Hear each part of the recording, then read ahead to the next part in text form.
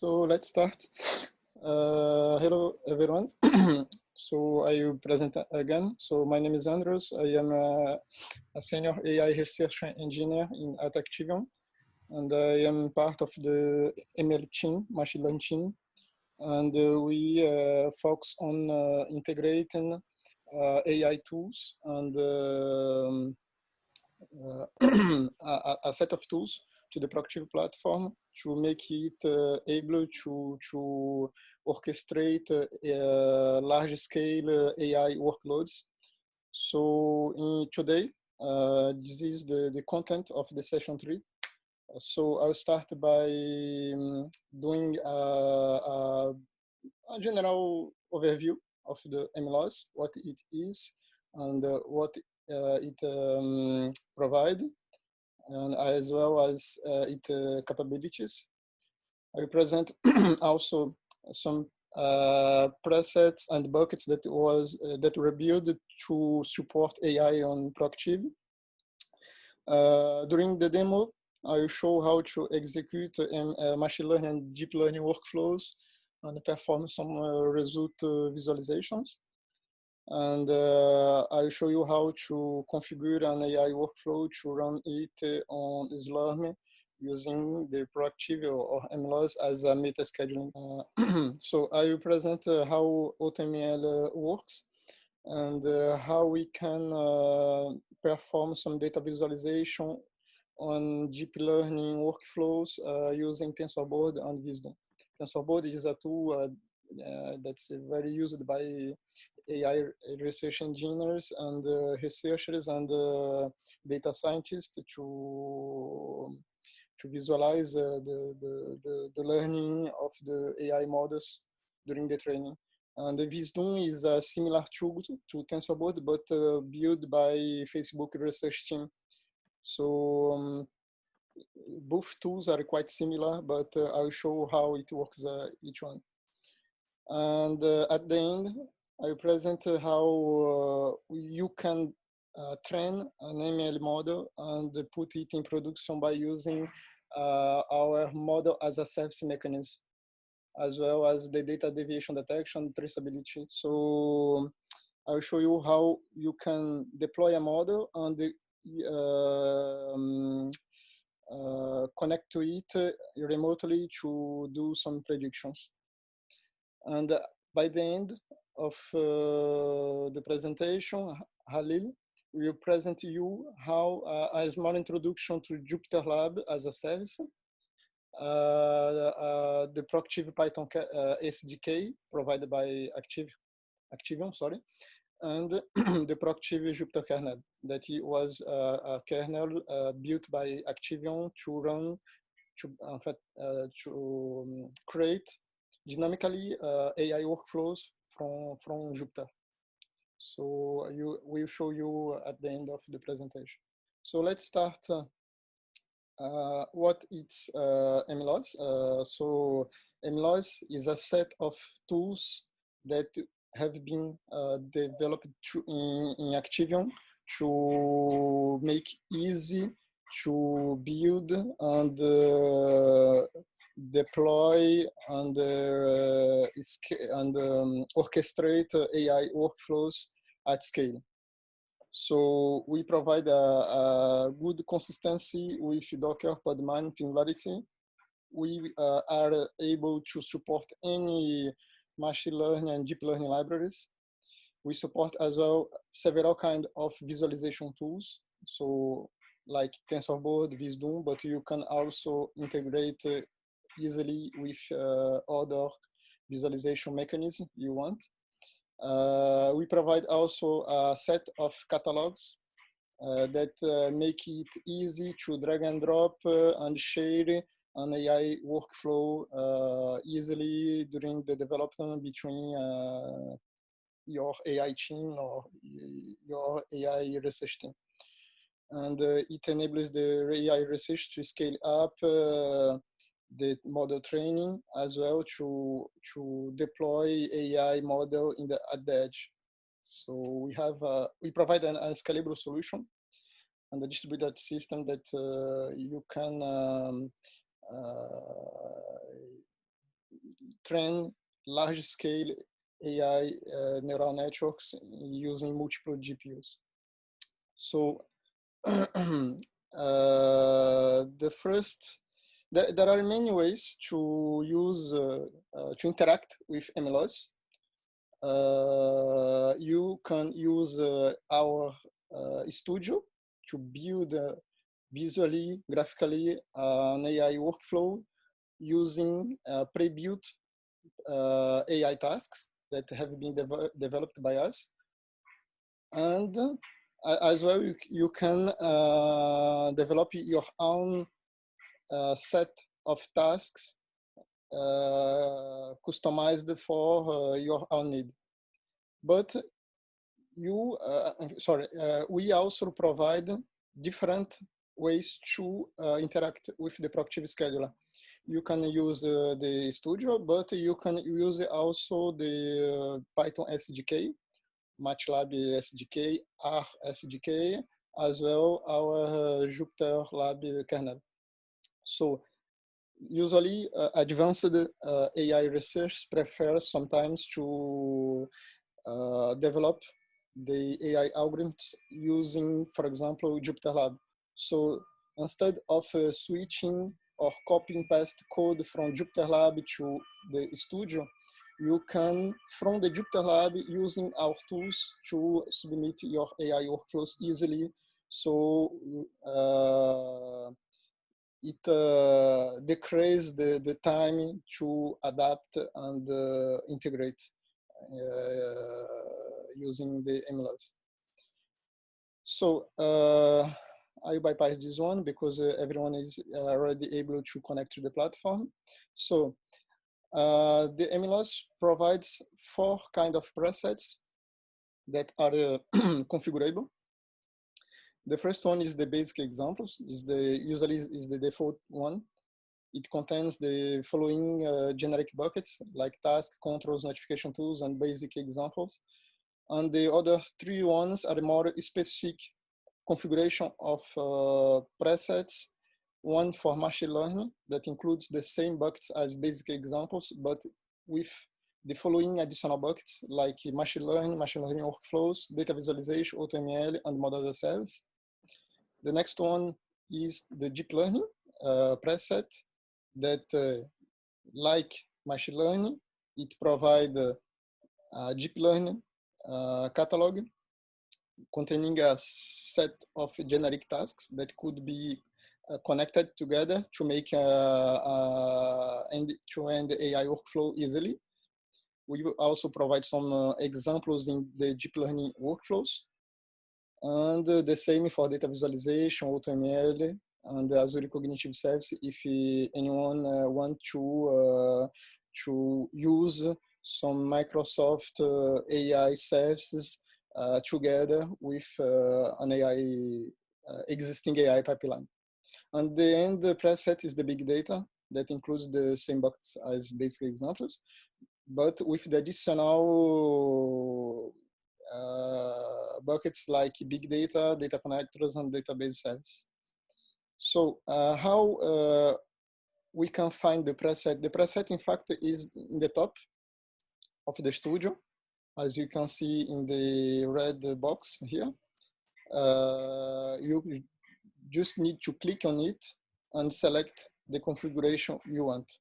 So it's very easy, and it's very helpful to open automatically the set of buckets and catalogs you need.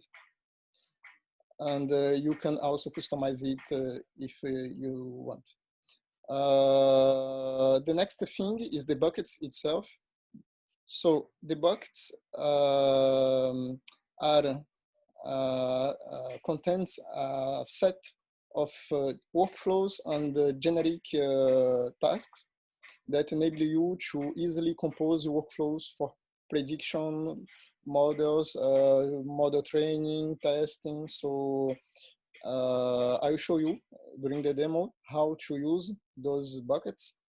But as you can see here, we have 5 main buckets for AI. But the same for preset, you can add and customize a bucket for your own need. So you can create and specialize the AI bucket containing a set of generic tasks that your team is building and sharing it to the team. The buckets are those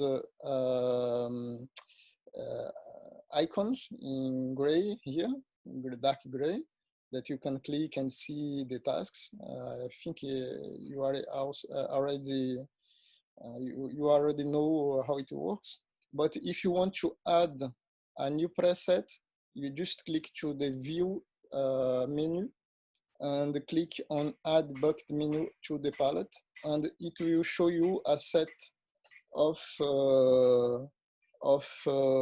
pre-built buckets. So you can select and add your own bucket or a new one you are interested. So let's start the demo. So I will start by graphically showing how to select a preset and in the listing and presenting you some buckets. And then I will start by executing some workflows and the next ones. So let's do it.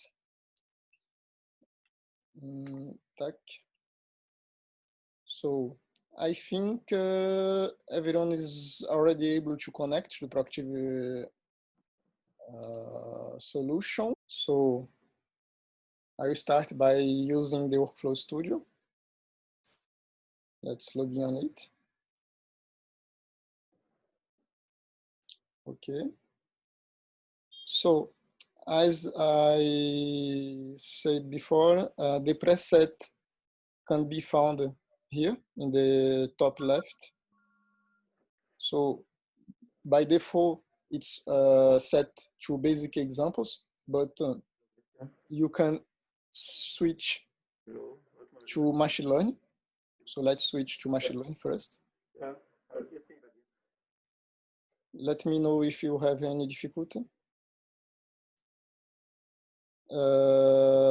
So when we click in machine learning here in the top left, you can see that some buckets are already added in the studio. Okay. So the machine learning bucket opened here. As you can see, it provides a set of generic tasks that provide some public data sets, input and output data tasks, as well as data pre-processing, some data pre-processing tasks, some tasks for feature extraction, some generic tasks for AutoML, but this is not the AutoML I will show you later. This is how can I say, existing AutoML libraries that we can find in some AI repositories like Teapot and AutoScikit-learn. You can add any kind of AutoML tool you want here, for example. Those AutoML are specifically pre-configured to be used with machine learning workflows. And we also added some algorithms, some of them for classification, some of them for regression, clustering, and anomaly detection, as well for ensemble learning. And at the end, we provide 3 tasks, one for training the model itself, one for doing some predictions, and one for model explainability using some AI libraries like LE5 and CHAP. So the next bucket is the machine learning workflows, this one. This one is this bucket. It show you some pre-built workflows that use the tasks, the generic tasks provided in the machine learning bucket. So if I just put it in my right side, so if I drag and drop, for example, parallel classification model training into the studio, for example, you can see, I just do a zoom out to be more easy to see the workflow.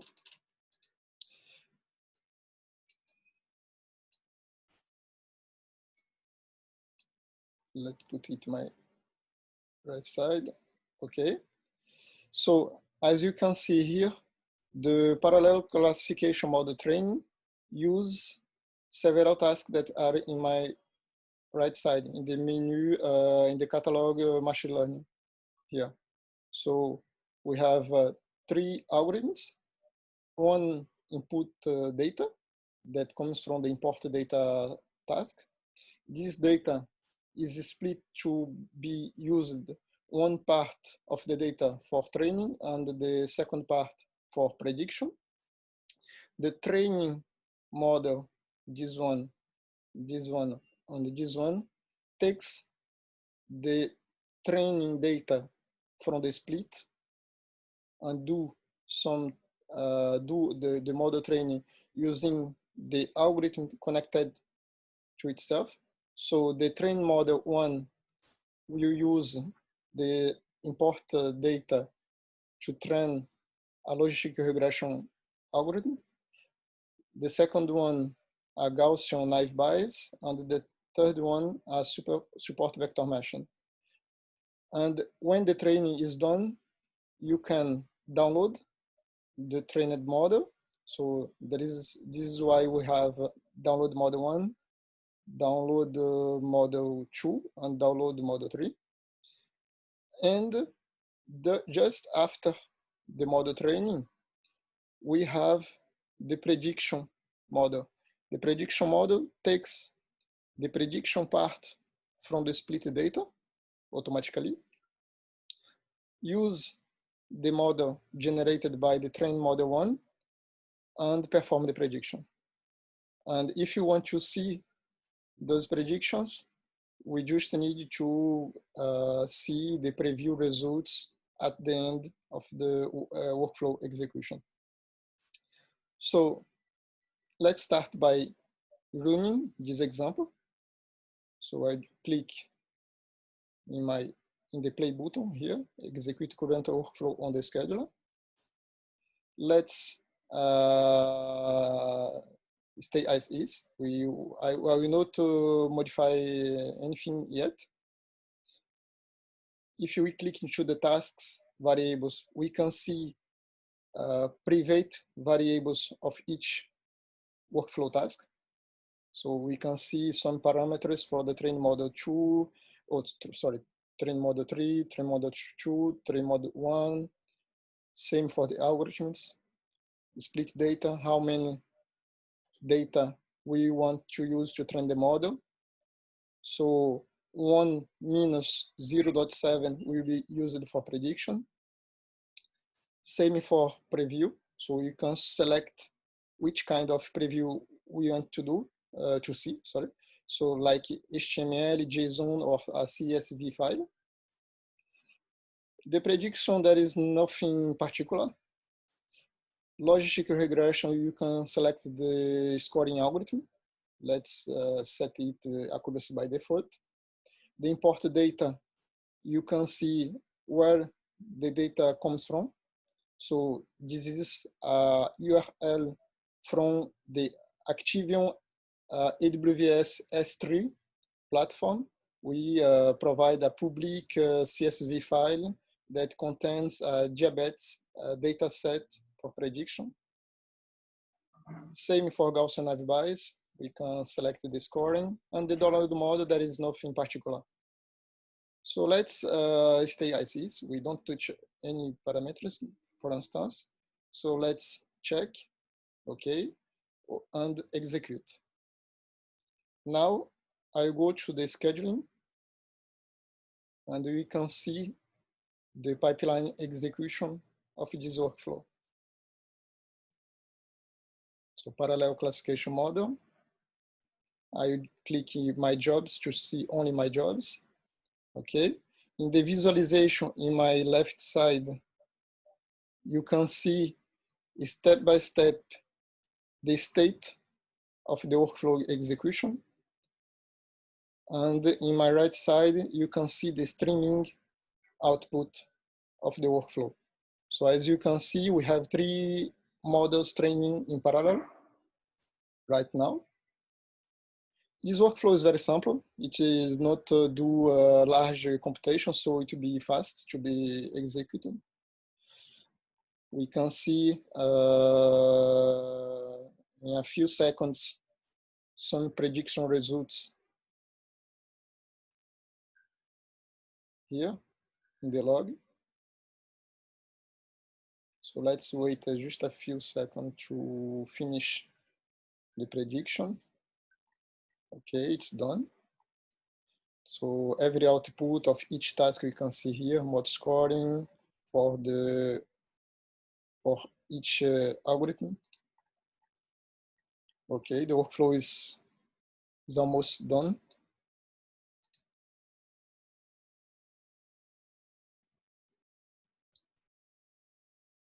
And now it is building the preview for each prediction. Okay, the preview 2, 3 is done, 1 is done. Okay, the workflow is done. It takes only 1 minute and 46 seconds. If you want to see visually the results, you can click into job results.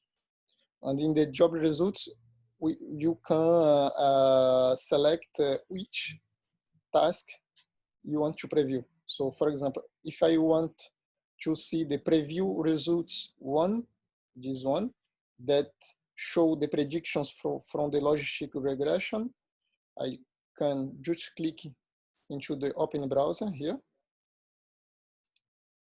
and you can see the results. So each column is a feature vector. Class is the column label. If this row, the features that are in this row represents a person with diabetes or not, and the prediction of the model in the predictions column. And in the results column, we just provide visually an icon that show in green if the prediction was good, and red if the prediction is not good. If you don't have a class, there is no problem. We just show the predictions. So these column results compares the true class between and the predictions. So you can see we have a lot of green checks and some red ones. So you can see visually the performance of your training model. So let's close this one. If you want to download the model, it's very easy. Just click into the download model 1 save as file, this icon here, this button, sorry, tag. And you can, how can I drag and drop this one? You can see that the model, you can rename the file like my model and save it in the desktop. And you can see this model is a scikit-learn model. So you can, after, use it where you want and load this model and do some predictions. For example, if you want to deploy a prediction mechanism inside an edge device, for example. So let's go back to the studio. So following the machine learning workflows. So let's close. I just select again machine learning to organize the buckets. Okay, let's close this workflow and let's open the machine learning workflow. So as you have seen, we provide some examples for nested cross validation, parallel regression, classification. We also provide some examples of vehicle type detection and model explainability. We provide some examples using clustering algorithms like k-means, linear regression, logistic regressions, and there is a lot of examples. We have also a basic in AutoML example here. We have also some data analytics workflows. Maybe you are not able to execute all workflows because some workflows need specific parameters. For example, like feature engineering. This one is a very specific workflow that takes 4 types of input data, perform some data preprocessing, and merge the result of each preprocessing pipeline and generate a new file. So it imports 4 files and generate one single one containing only the useful information. So this workflow, for example, I don't recommend you to execute because it requires some specific data here. But we provide a lot of workflows that you can enjoy. For example, you can enjoy the section 1 wall workflows of the basic machine learning section. You can also enjoy the basic AutoML, same for log analysis, text analysis, but data analytics, usually it requires some pre-configuration, except the data anomaly detection. This one you can enjoy also. This workflow splits data and perform parallel processing. The latest workflow is the in-memory workflow. If you want to run this workflow, you should need first start the ePython cluster. So you should launch the start ePython workflow first, and then you come to the studio and drag and drop the iris flowers classification. This kind of work of example, it shows you how you can, in fact, how you can execute some AI workflows in memory instead of batch process. So for example, if I drag and drop the ePython cluster here, let's execute it as is. Any special configuration is needed. We can see in the scheduler the ePython cluster is turning up. Okay, so it started. And let's go back to the in-memory iris flow classification. And for this workflow, as you can see here, there is some specific parameters that redirect the execution of this workflow to a specific ePython cluster. So usually some people enjoy to use ePython to perform some debugging step before you create the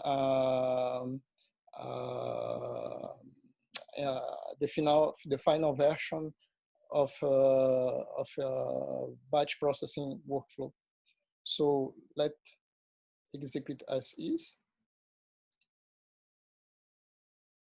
As you can see, usually in-memory mechanism is very fast. You can see the training, the load, import data, it executes very fast. The workflow itself takes only 9 seconds to be run, very, very fast. And but the problem is that as you are using in-memory mechanism, you should take pay attention to note to make the right synchronization, because the data are in the same computer in the same memory place. So it works well for some debugging step, but not for production mode. So let's close, kill the start Python cluster. So I just kill, not let it run every time. So let's go back to the studio and clean the workflow. So any question for instance? No? So let's continue. So similar to machine learning and machine learning workflows, we have three others buckets. We have this one that it's called data visualization. You can drag and drop some pre-built task that enable you to use Visdom or Tensorboard to plot some examples. And some tasks like a training model are already able to use a Visdom instance. But if you are creating your own AI workflow, you need to add inside your code the plots you want to be done by Visdom or Tensorboard. So there is a small coding to be done when you are interested to use or Tensorboard or Visdom. We have also some examples here. So let's close the machine learning workflows and this one. So let's run the Visdom real-time digit classification. So as you can see here, we start the Visdom service, and then we run a model training of a CNN. So if I go to the task implementation, you can see that this is a PyTorch code that takes into account the Visdom endpoint and perform some plots during the training of the model itself. We have the model definition here, the optimization algorithm, and the plot. So this is similar when you are building your own training task or workflow. So let's execute this workflow. For this special case, I'll switch to GPU to be more fast. So in our, for this demo, our infrastructure provide some special GPUs. Thanks to Khalil, we have 4 GPUs by node. Each GPU is a Tesla Key 18 that provides almost 5,000 of CUDA cores and 24 gigabytes of memory. So we have a total of 11 GPUs in the platform.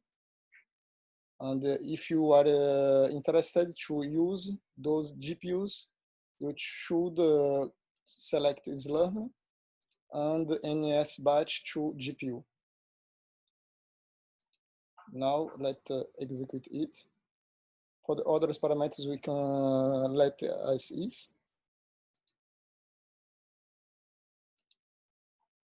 We can see the Visdom is beginning to be deployed. The workflow, this schedule, the SLURM is providing some GPU nodes for the workflow. So the Visdom, I think it's almost app. So let's go to the automation dashboard and go to automation, cloud automation. And let's open Visdom. And now you can see the model training plot in real time. So this is the training loss per iteration, the training loss per epoch, test loss and test accuracy. For simplicity, I fixed it to 3 epochs only. So it's the workflow is done.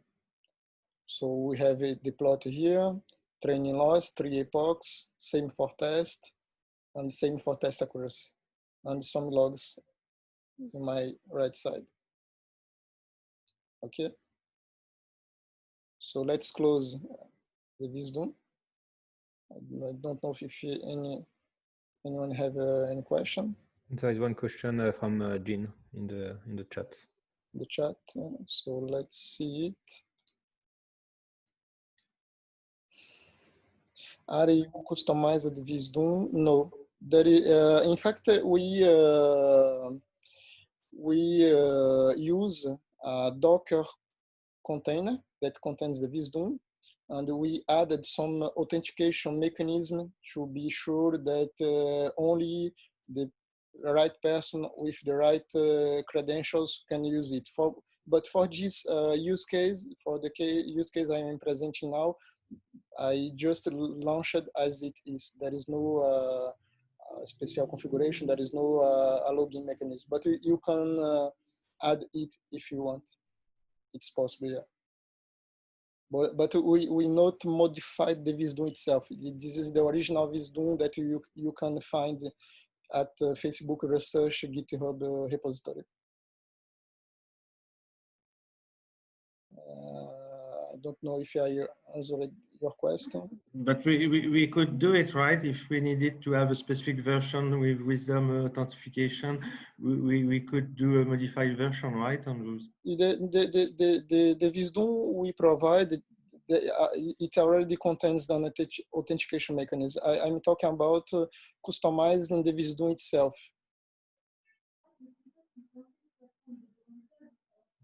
Okay. Okay. So let's go. So let's close the Visdom. Are you okay? I'm seeing that several people is running the Visdom, some Visdom instance. So let's stay as is. I just clean up my Visdom instance because if we do some plots later, so let's there is some plots that that are still coming. So let's stay as is. Scheduling. So let's go back to the studio. I will clean this workflow. And now I would like to show you a small example of Tensorboard. So the Tensorboard is similar, but the main difference between Tensorboard and Visdom is that Visdom, you communicate with it by HTTP via TCP connection. Tensorboard is a little bit different. You should create a log directory. You put your logs inside it, and the Tensorboard will read this directory and do some plots. So the communication between the task and the Tensorboard is done by a sharing folder. So for this example here, I start the Tensorboard, as you can see here, and I have a CIFAR10 CNN training, model training. So if I click into the task implementation, you can see this is a small example of a Keras code using TensorFlow as backend that trains a small CIFAR10 dataset very simple. So there is nothing very difficult here. You have your model defined here in the keras, and you just need to compile it, initialize Tensorboard, and do a model fit. So there is nothing very particular. The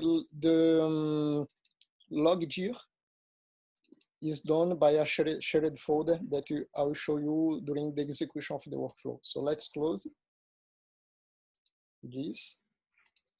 I will run this workflow. So as you can see here, we have two variables, mount log path and docker log path. The first one is the place where you want to write your logs. This shared folder in a distributed system can be, for example, a NFS mechanism, like we have at the infrastructure we are working on right now. So we have a shared folder that every node can access it, and it's named shared. And this one, the Docker log path, is the path inside the Docker container. Why? Because for simplicity, all AI workflows present into the MLOS use a Docker image by default, but it's not mandatory. You can select the image you want, or even you can disable the usage of Docker, and you can also switch easily to Singularity or Podman if you want. So you don't have to install Docker mandatory. So it's optional, but we use it for simplicity, because inside the Docker images built by Activeeon, there are all libraries we need, and they are already pre-configured. So it's more easy to do some demonstrations. So let it as is, and let run this workflow in the GPU node.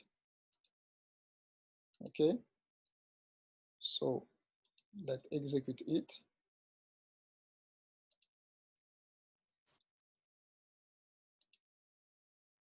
We can see my workflow is starting. It launched the Tensorboard.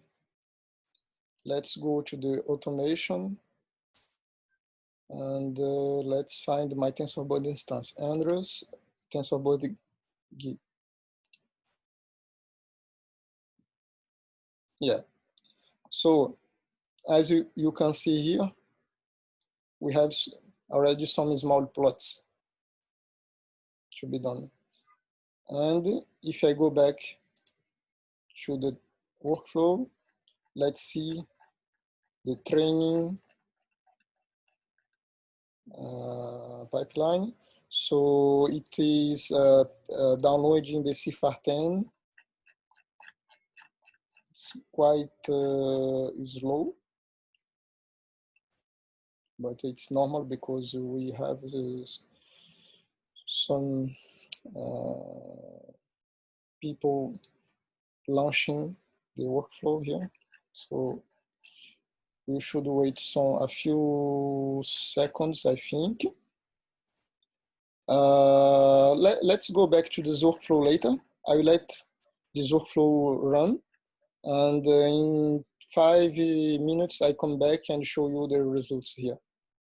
Okay, so let's go back to the studio.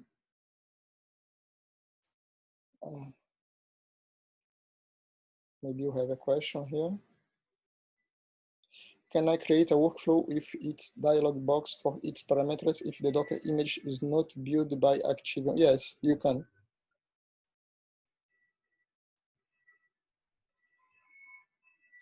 So now let's clean up this workflow, and I'll show you before AutoML, let's show you the model as a service, and then we can go through AutoML. So the model as a service, as I said before, it enables you to deploy a pre-trained model as a service. So we have some examples here. The section 2 proactive example, it provides three workflows. You can drag and drop the first one if you want.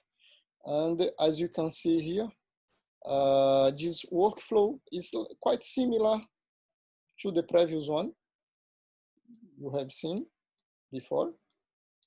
The only difference is that it, instead of doing prediction, it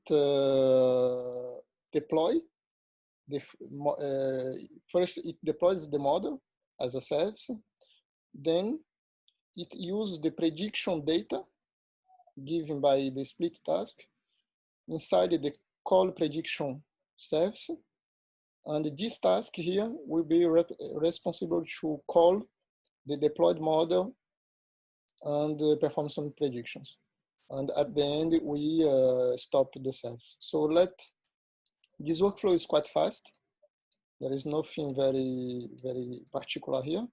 So let's execute this workflow. And as this workflow don't need any special configuration, so you can let it as is. So don't need to change any parameter. So let's run it as is.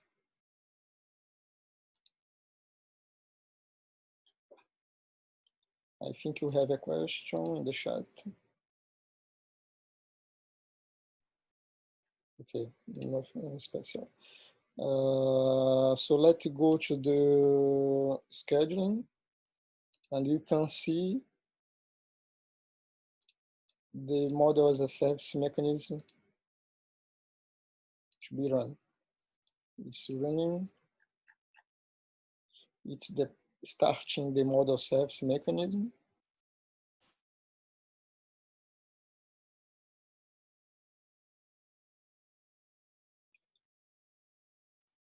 Let's wait a few seconds.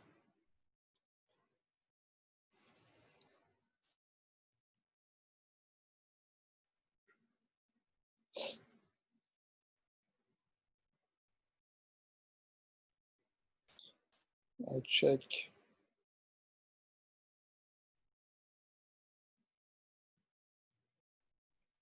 Maybe you have a small issue here.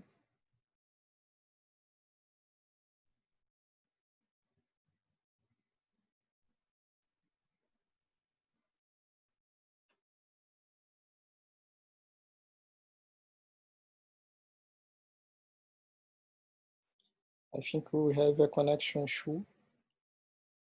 Let's go to the push request. Let's close this one. Automation. Model sets. Yes, there is a small issue connection. I should see what's going on.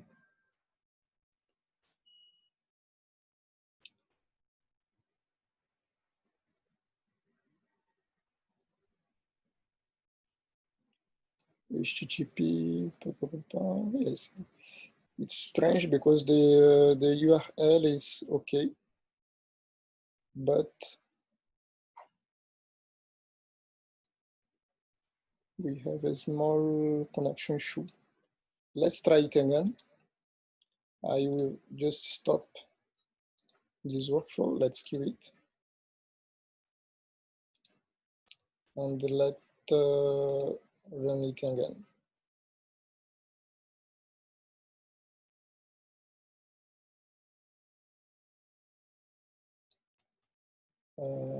Docker image. Yes. I just check if I forgot something here.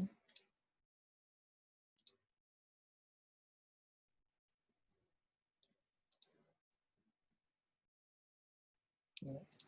Usually it's fine. Execute.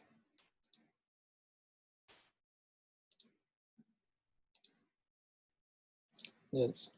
We have a small connection issue into the model deployment. I don't know why exactly, but I'll check it later.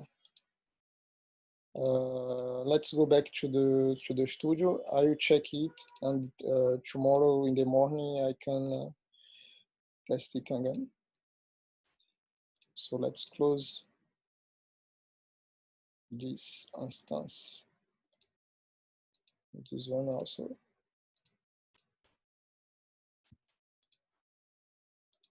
Oops.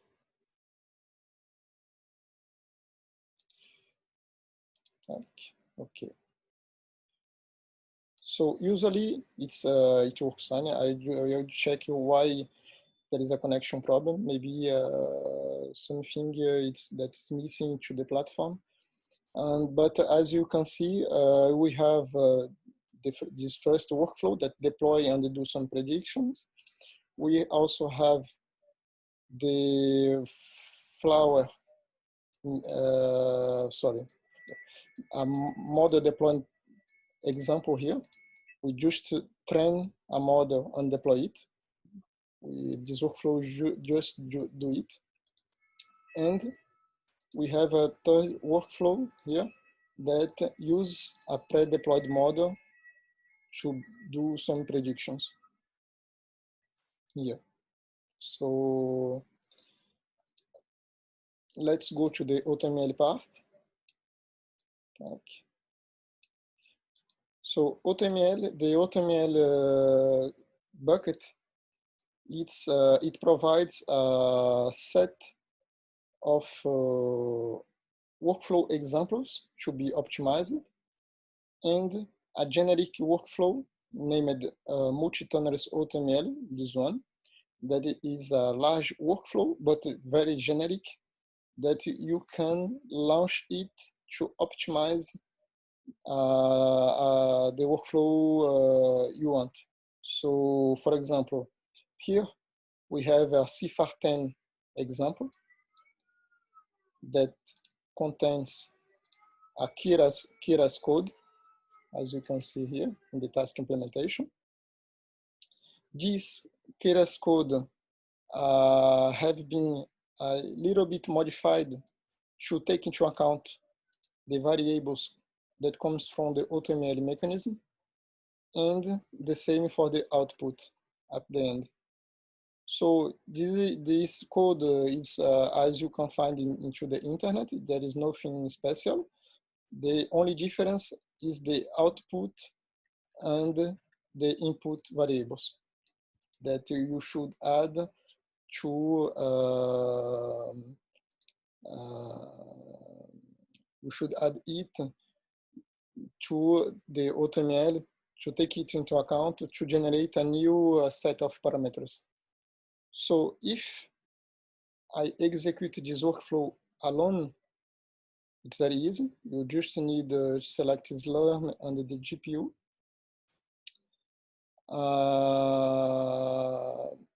We added two new variables here.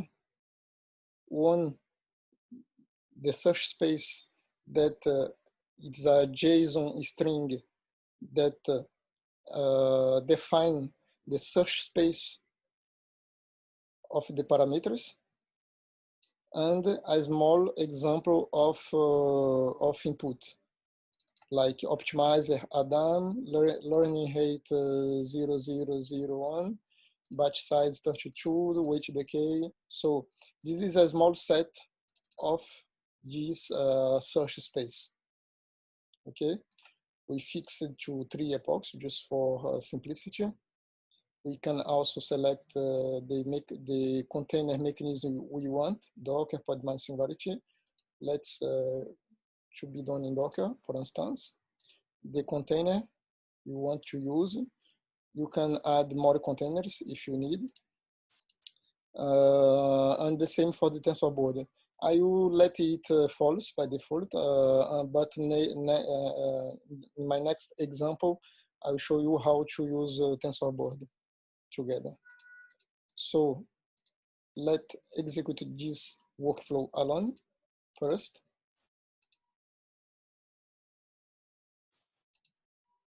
So if we go to the resource manager, we can see that SLURM is selecting a GPU node, GPU 02 here, and the CIFAR10 CNN started on it. So as previously, it is downloading the CIFAR10. I think the internet connection to the platform is a little bit slow. Usually, this downloading is quite fast.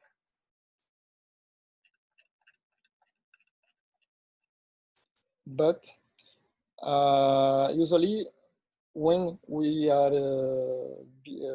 developing an AI algorithm or a neural network architecture, we don't want to switch each parameter manually each time. So the better is to optimize it automatically, like using an AutoML mechanism. So the only requirement to use the multi-tonerous AutoML from Activeeon is just to adapt the input and the output, as I said before, and specify the search space here. Tomorrow in the morning, Caroline and me, will do as a hands-on, step-by-step, giving a GitHub, a Python code from a GitHub repository, copy and paste into the studio, and doing this interactively with you, some small modifications to show you how to use our AutoML mechanism. So tomorrow we will explain step by step how to do it. But for today, I'm showing you just a small introduction. So let's go back and see if the download is done. It seems that's close to the end.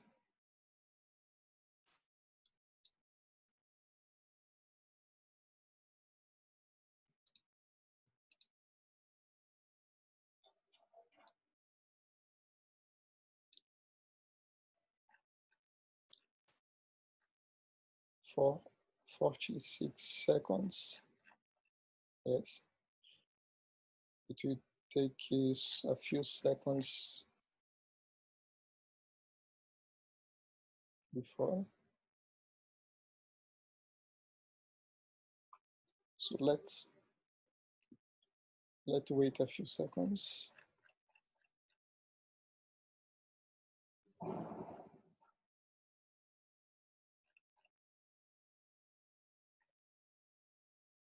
$20 seconds, 18, 17, 16. It's quite finished. 10, 9, 8, 7, 6, 5, 4, 3, 2, 1, and go. So the training was started, okay. Now it will be very fast because we have a lot of GPUs available in the infrastructure. So as you can see here, the training is running. As we have set only 3 epochs, so it will be quite fast. Okay, so we are in the second epoch.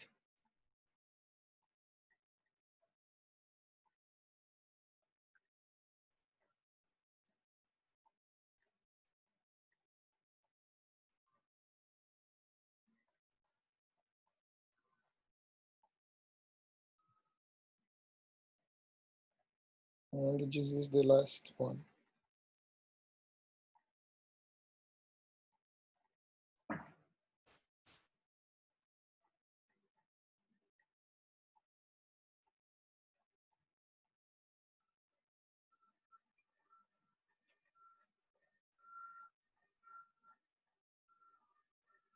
Okay, so it's done. The training is done.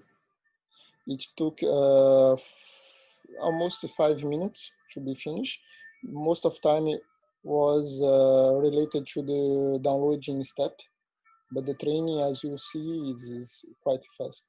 So as you have seen, it's very simple. The test loss at the end is 1.3 and the test accuracy is 0.5. You can also see the job results here.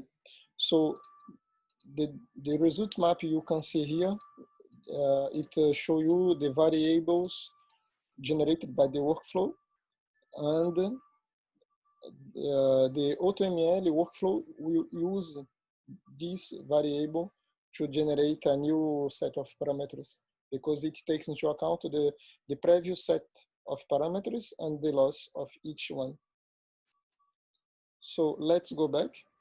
And now let's suppose you want to optimize this workflow using our AutoML mechanism. So let's clean the studio and let's drag and drop the AutoML workflow.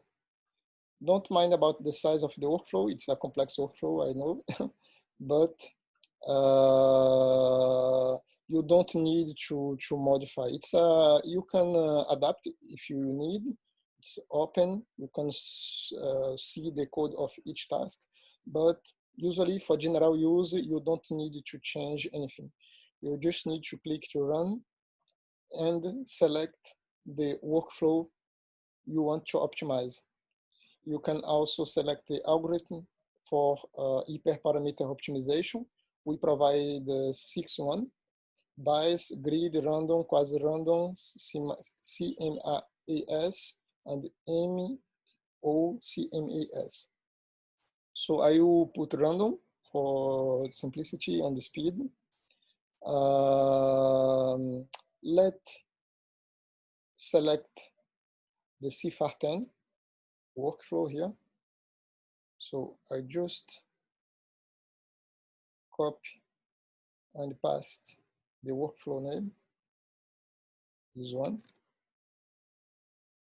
Okay, so let's run it with CFAR10 CNN. And let's do 2 parallel samples per loop on 2 iterations, because it's we have almost 4 minutes only for download. So let's do a small, but I'll show you how to run AutoML at scale, a very large scale. I enable the Tensorboard here. So we can see the result of CFAR10's model training in the Tensorboard if you want. For the algorithm, let's put random. And for the execution, let's put it on SLURM with GPU. So I think it's okay. For instance, okay, it's done. So let's optimize this workflow. So in total, we will have 4 optimizations in total, but 2 optimizations in parallel in 2 iterations. So 2 by 2 for optimizations inside the CFAR10 CNN.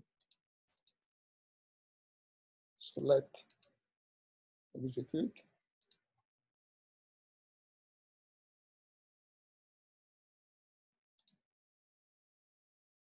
The AutoML is requesting some GPU nodes.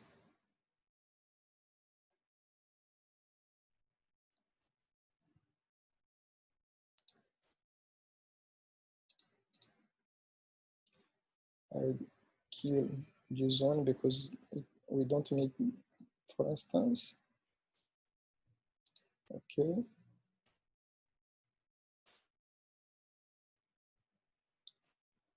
Tensorboard was started. So it will use the same instance of my previous Tensorboard.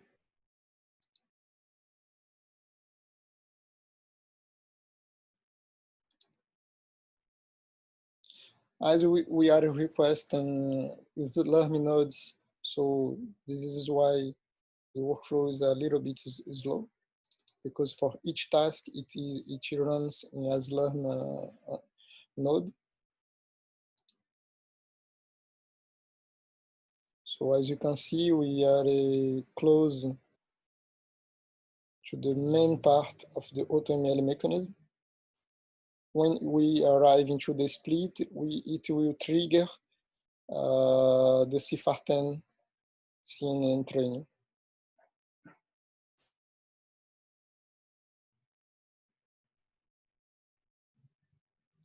Okay, now it's okay. So if you wait a few seconds, we will see two CIFAR10 in parallel here, right now. So we have the two CIFAR10, and if you go to the job variables, we can see the variables, each one was received from the AutoML workflow. So the first one, you can see the learning rate is a little bit different from the first and the second one. So if I click into the two workflows, you can see both workflows received a quite similar set of hyperparameters, but with a different learning rate. And each workflow is running on SLURM GPU instance. So the same, it is downloading the CIFAR10, same for this one. If you have your own data set already stored into the SLURM, it will be much more fast, because for this demonstration we use a pre-built CIFAR10 model training that you found in GitHub. But when you are training the neural network in your own data set, if your data set is already into the platform, so it will be very, very fast.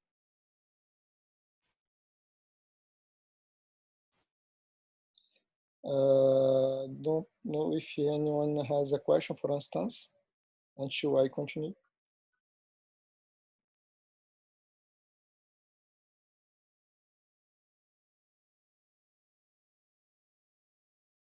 No? Okay.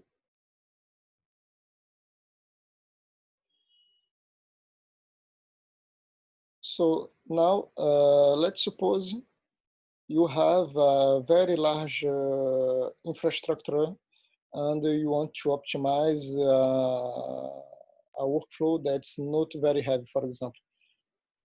In fact, it depends on the infrastructure. You can trigger 100 CIFAR10 in parallel if it's possible. But for this, for the demo today, let's suppose you want to increase the number of parallel samples per loop.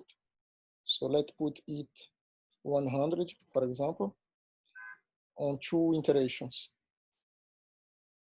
I will use, by example, the MLOS function. That's a small mathematical function we want to optimize,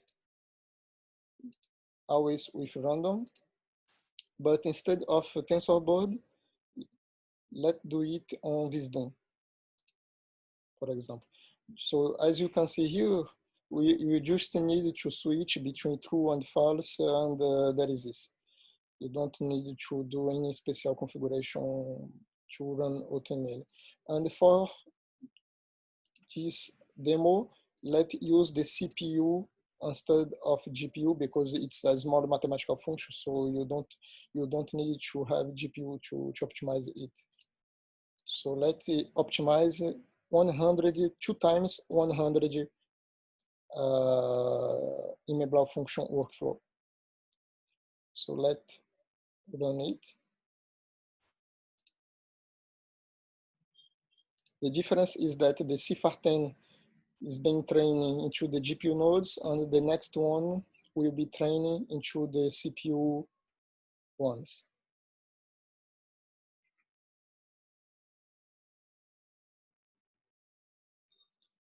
So let's check with SLURM. So SLURM is deploying 2 CPU nodes, CN01 and CN02. The workflow is still running. And in a few seconds, we go to the main part of the workflow mechanism.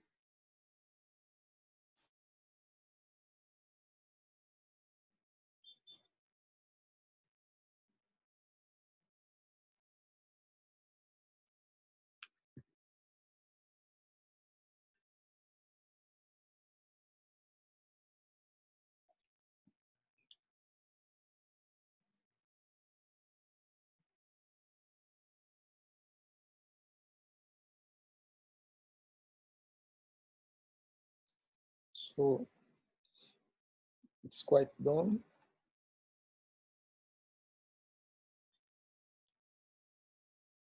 Let's see how many workflows it's running.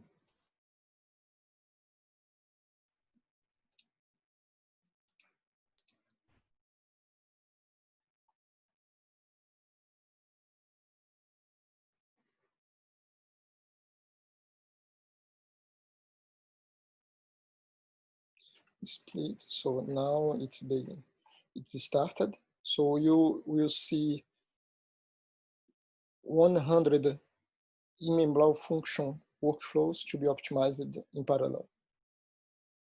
So let's wait a few seconds. It will be shown in the scheduling portal.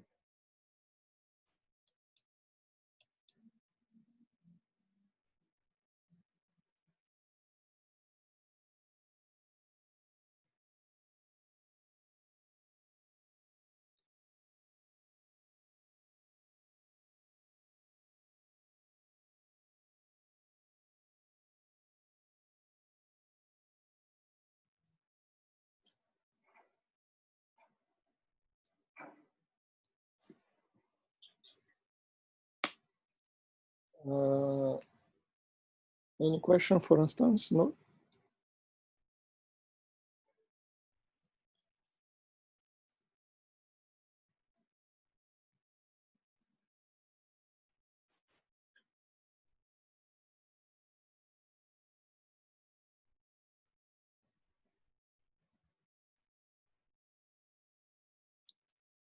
The platform is quite, usually it's fast, but let's wait a few seconds.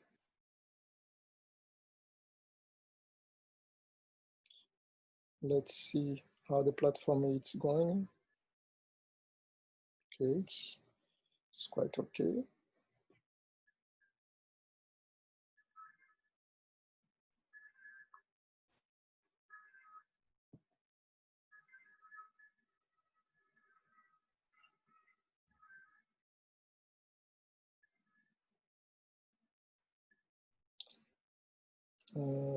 Let's check this learner.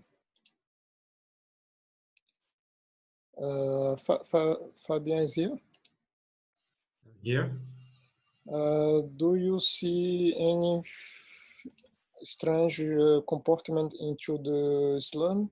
Because I can't see that we have 2 testing pending, but the nodes are free.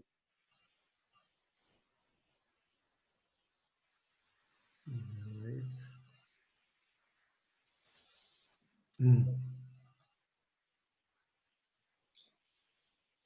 And usually the 100 MLOS functions have been launched, but I can't see anything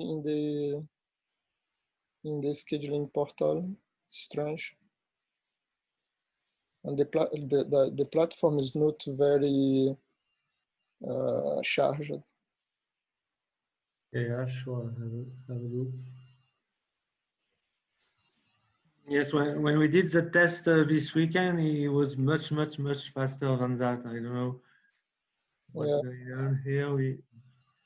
In the resource manager, there is a request for 100 nodes, but we don't see it in the scheduler.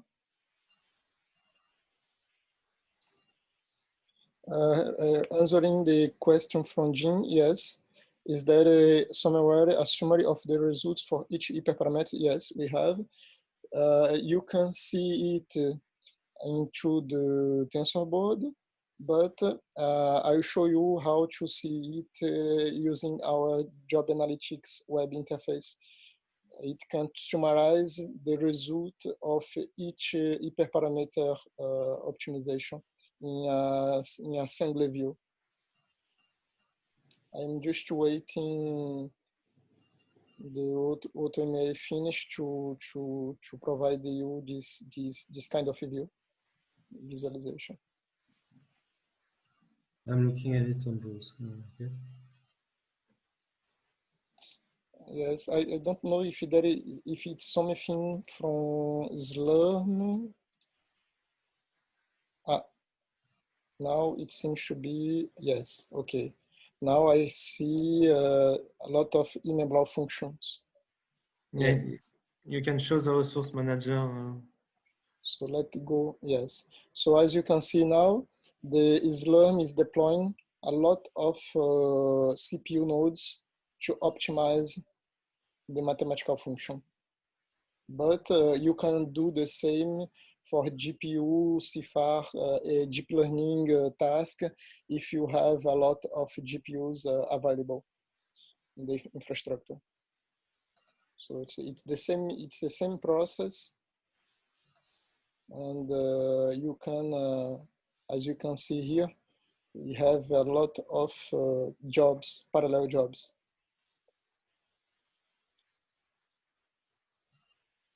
Let's check the resource again.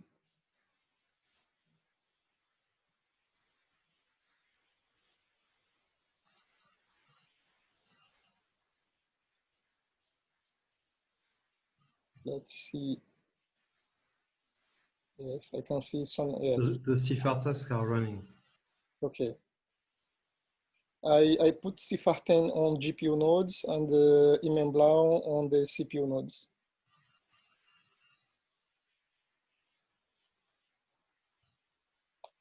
Great, now we can see some running workflows here. And answering the question from Jean, talking about job analytics. So let's go to the automation dashboard. And as Jean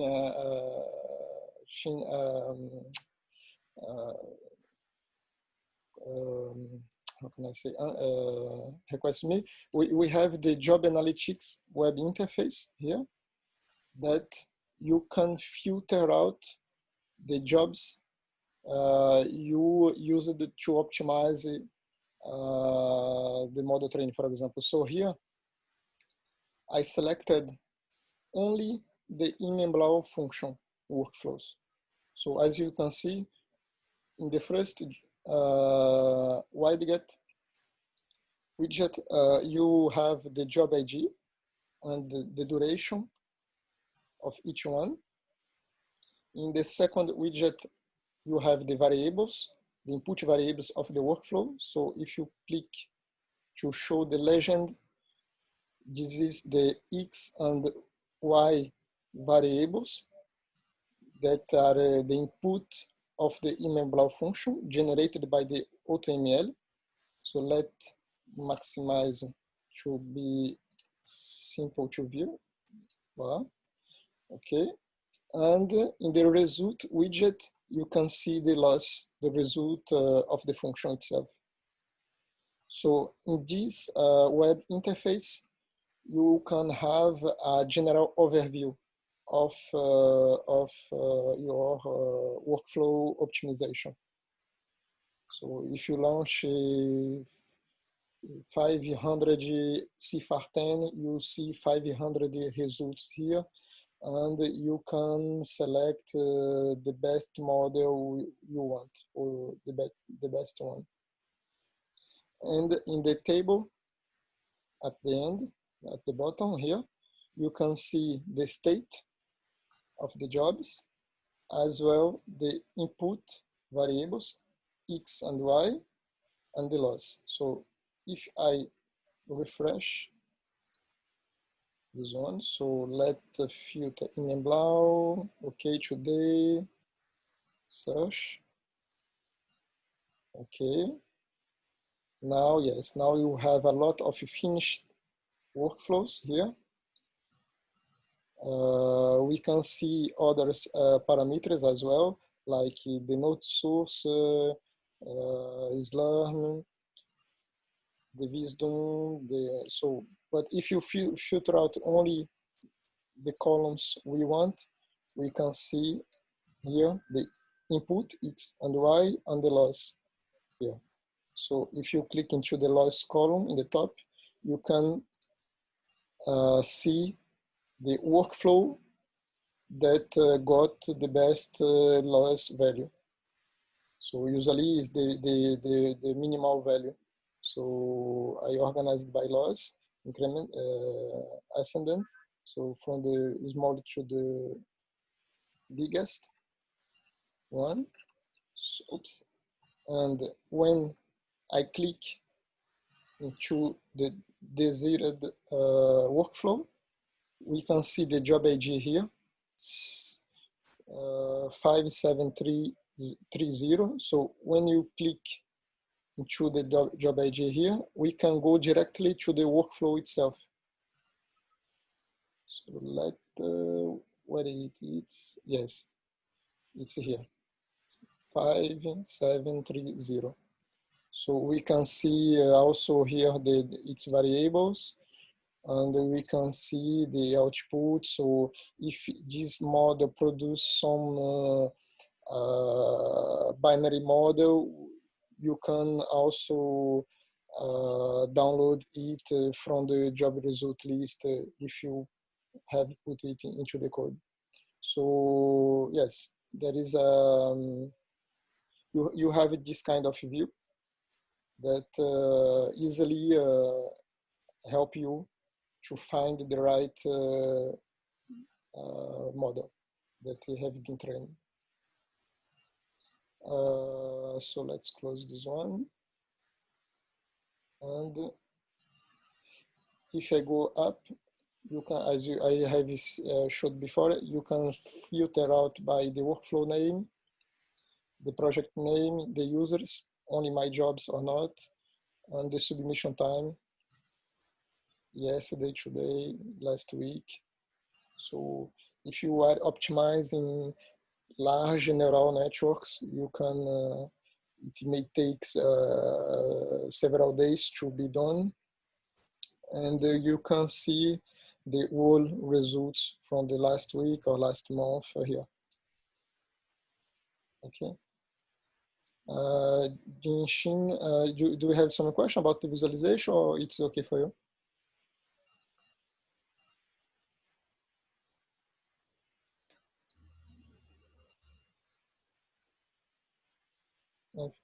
No, any questions about that? It's okay. So let's maybe the chat. Okay.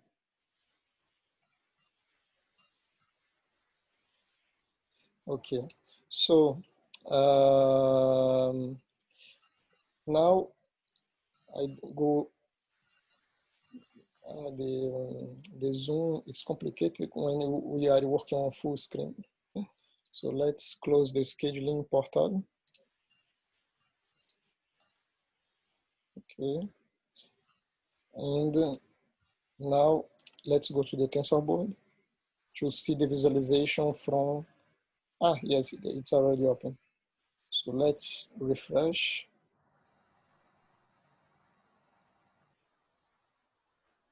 Okay, you can see several accuracies here.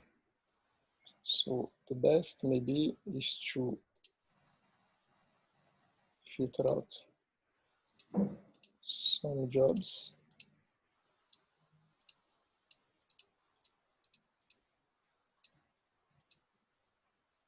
Yes, the accuracy is here. And scheduling. Okay, so yes, so you just need to filter out the right jobs and see the accuracy of each model training. I just want to minimize this one node, accuracy node, loss, okay.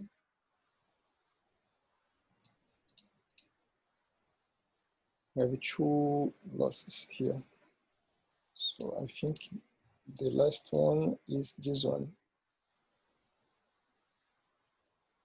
Yeah.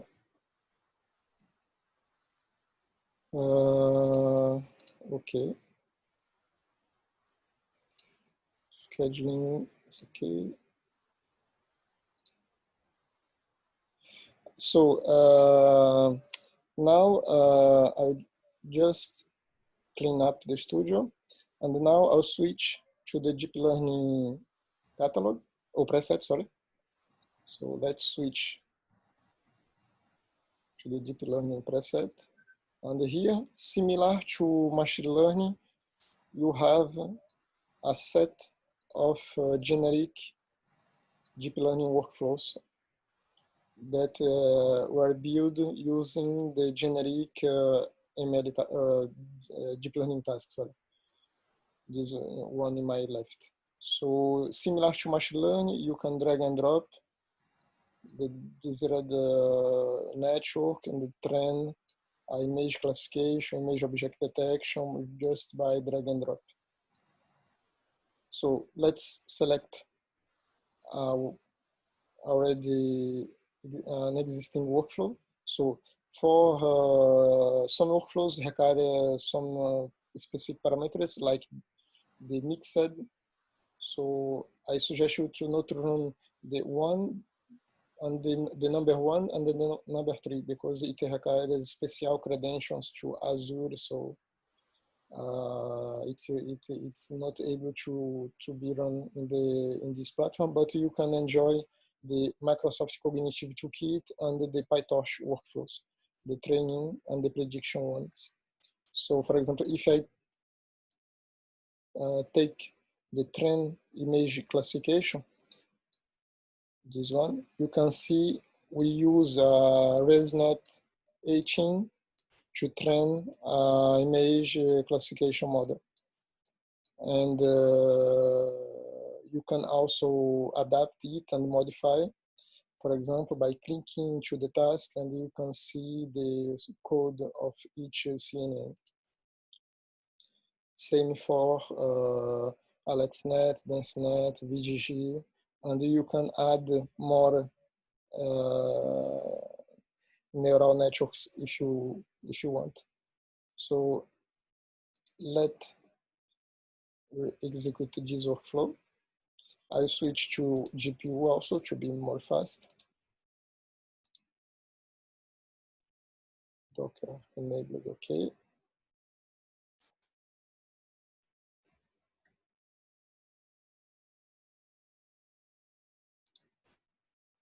Let's close this one and the scheduling. So as you can see, you have 2 train image classification workflows in parallel. We can see the output on my right side. It is waiting a GPU node instance from SLURM.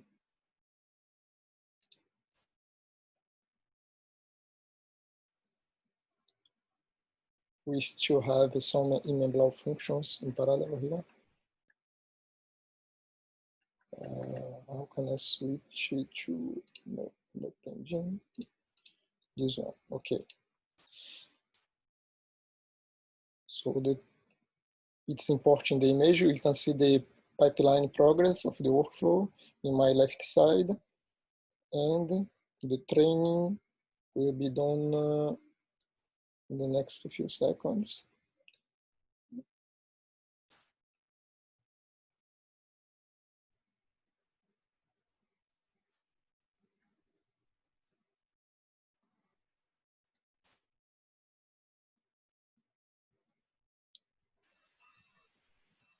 Okay, now it's okay. So it's running.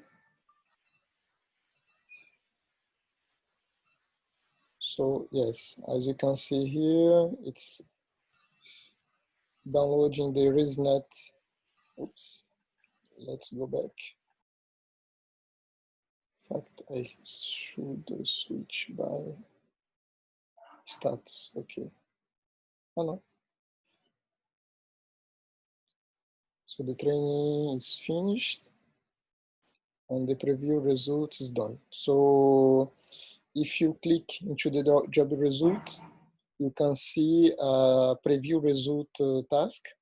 And when you click into open browser, you can see the images that have been used to perform the prediction step, and the target and the prediction itself, and an icon that when it's red, the classification is wrong, and when it's green, the classification is okay.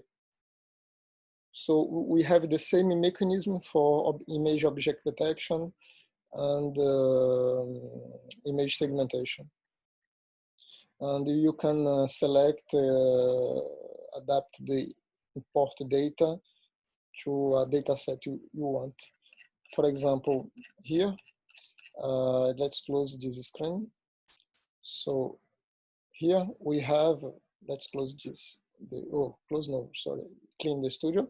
We have a nice example that it's named search trend image dataset. This example is quite interesting because it search images from the internet instead of using a pre-built zip file that you should add somewhere. So this workflow, search trend image classification, when you click to run, you can see the search engine you want to use. I suggest you to let it DuckDuckGo, because Bing, you should have Microsoft credentials for Azure service. So DuckDuckGo is free.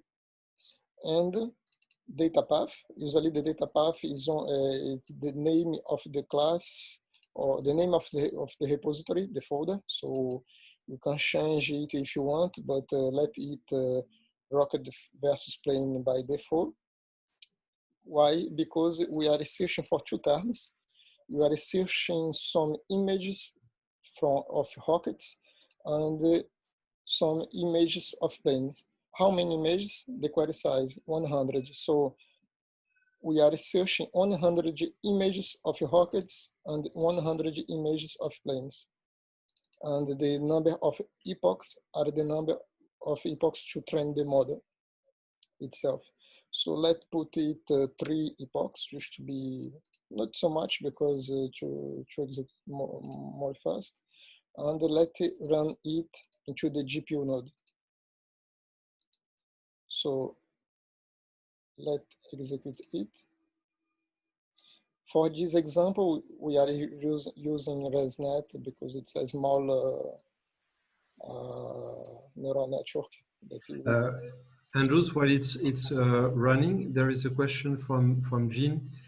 Is there somewhere a summary of the results for each hyperparameter value? Ah, yes, I already answered. Okay, sorry.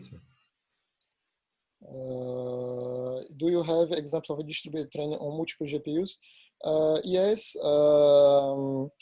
I will show just after this this demonstration. I have a small example using AutoML. I will show just after, if possible, before the pause.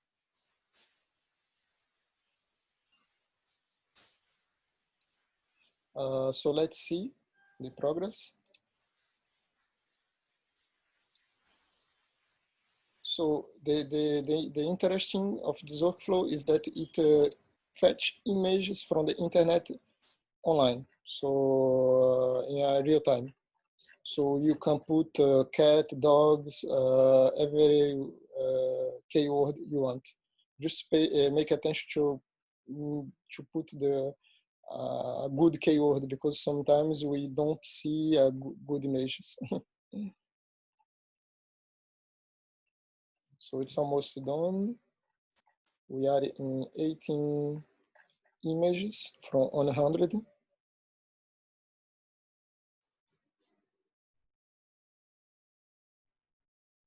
Okay, it's done. Now the train will start soon, very soon.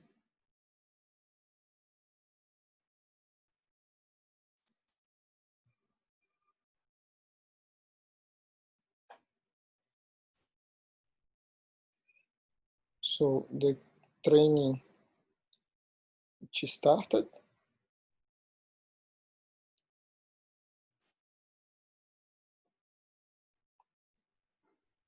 We can see some preliminary results in the job results. For example, if you want to see the first search image result, we can click into open browser, and we can see some images of your rockets here. So as you can see, there is some, so as it's fetched online, so we don't have any filter, so it fetch any kind of your rocket image from DuckDuckGo. And the same for search image dataset 2. If I open in browser, we can see a lot of images from planes, airplanes. So some ones with small smiles. So the model will train, the workflow will train CNN model using those images. And now I think the training is done. The prediction, same for the prediction. So the preview results is okay. So let's click on it. And now you can see the final result of the workflow. So the input image, the target, and the prediction of each one. So as you can see, we have a lot of good predictions, some ones that's not very good. Same for this one. So yes.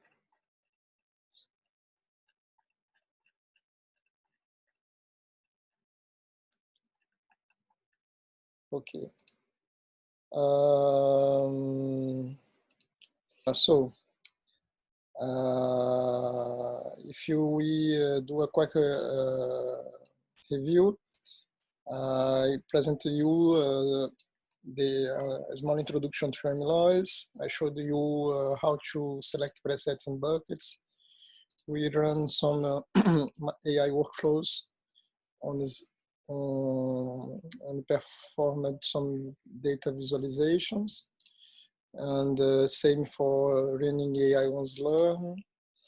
And we've covered the AutoML filters, as well as data visualization with Tensorboard and Visdom. So now let's go to a special setup that some advanced researchers use to train large AI workflows, because depending of the size of the neural networks, the number of its parameters, when it's very large, usually we should train using several GPUs at time, because we have some special models that only can be trained using 4, 6, 8, or even more GPUs, because the model is really very, very big, and the number of parameters don't match one single GPU, even if it's a big GPU. So let's suppose you have a big model, big neural network, and you want to use, for example, 4 GPUs at a time. So to do this, we have several mechanisms, and I think the most easy is to use AutoML, because it provides an abstract layer to the programmer that enable you to easily parallelize the weights of your models that could be trained in several GPUs at a time. So let's go back to the studio, and you select the deep learning just to organize my screen. So to work with AutoML with SLURM is a little bit complicated, because you should configure a lot of parameters, but I have pre-built a small example ready to be used. So if you want to test AutoML, I suggest you to drag and drop the AutoML job Docker that is available in the basic examples, this one. In fact, this is not a basic example, this is more than advanced workflow. So you should see advanced workflows, and at the end, you see AutoML job Docker. The other 2 ones, AutoML job and AutoML job SLURM, should be pre-configured, so it's not very easy. So I suggest you to forget them and focus on this one, because it's ready to use on this current platform. So if I drag and drop the AutoML job Docker, let's close this bucket. And when I click into the AutoML task, you can see into the task implementation, this is a bash task. And as parameters, it's not very complicated. It's just an AutoML run with some special parameters here. And let's suppose you want to select dynamically the number of GPUs per node. So I can put this variables GPUs per node, and the Python script. The Python file is your model that you want to train. Same for this one. I just copy this command line here. Same for this one. And let's save this. I will put it into the catalog. So if you want to test, it's more, it will be done. So it runs even if you don't make this change. It's just for the demo. So in the AutoML task, you should have this command line, and in the prescript, you have your deep learning, your Keras code or PyTorch code or everything else. So in the prescript, I just go back to show what it is. It's just after the task implementation. So in the task implementation, you have the batch command, and just after the task implementation, you have the prep, post, and the clean script. And by clicking on it, you should go to the prescript, and when you click to edit, you see the Keras code. And this Keras code is an example from the AutoML website. You have a lot of examples here. I just show you what it is. Just give me a second. Now, okay. So if you go to the Autovod 3 master examples, you can see a lot of ready-to-use Python code pre-configured to be launched by Autovod. So for this demo, I am using this one, Keras Minst Advanced. And let's go back to the code. So as you can see here, we should perform some initializations, but the rest of code is most standard. So we have the number of class 10, batch size 128, and the images 28 by 28, and the model itself here, the optimization algorithm, and the distribution using Autovod. Okay, so let's save and close, and now let's run it in the platform. So for this demo, I consider we have one node with 4 GPUs. This is the case of this platform. We have 3 nodes, each one with 4 GPUs. So I am selecting just one of them, and saying to Autovod that I want to use 4 ones. I also activate the Docker, the Docker image. We have a pre-built array to use Autovod Docker image by Activeeon. So we are using this image here, Activeeon Autovod, that contains TensorFlow 2.2, PyTorch, and everywhere else, Autovod, OpenAPI, and every library that is required to run this demo. And the node source will set GPU by default, because there is no sense to run this kind of workflow different in another kind of computing node. So I put by default GPU, as you can see, and the rootless false, because we should have a root privilege for this demonstration. And for the task, I'm just creating a Python file that is named tmp-main.py. It's a Python inside the container. This is not the Python from the host. This is the Python from the container. The Activeeon Autovod image contains the Anaconda Python 3 with all libraries need. So it's a ready to be used Docker container. And we don't need to change everything. We just need to execute the workflow. And let's go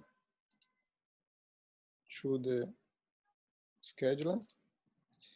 We'll see, let's check resource manager. Okay, so we have a GPU 01 that's gone, and now it started. So you can see it's using the 4 GPUs at a time. So it will be quite fast. And at the end, we'll see the all results. So let's go to the job variables. So you can see the variables we have selected here.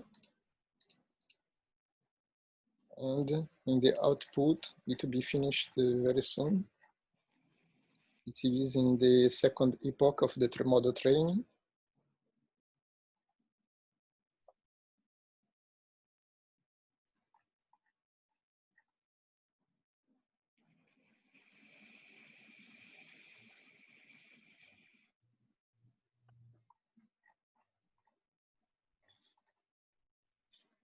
If you access the GPU node by terminal, you see 4 process, 1 per GPU. So you are using the 4 GPU at a time. So this is very useful when an AI research is looking for train big neural network models. And as you can see, we provide ready-to-use task like template that you should just drag and drop, copy your code and launch it. So yes, the workflow is finished. And as you can see, you have the test loss and test accuracy for each GPU in parallel. So in fact, we have the same result because it was the same model, but splitted on 4 GPUs. So it's coherent that you should have the same numbers.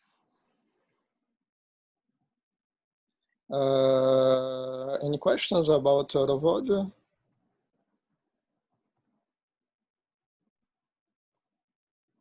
No? Okay. So, yes, so it's as I said before, we have also some AI workflows template that you can, let's clean up, that you can use to put your code with a minimal configuration. For example, if you drag and drop a TensorFlow task and you run it, you can see there is pre-configured variables that was automatically added to facilitate the integration and the execution of your code. So when you drag and drop a TensorFlow task, you just need to click on it, go to the task implementation, and put your code here. So you don't need to do anything more. You just need to put your code here and run it with the desired container platform. Same for the container image. If you want to use GPU or not, with Docker or Singularity or Podman, as you want.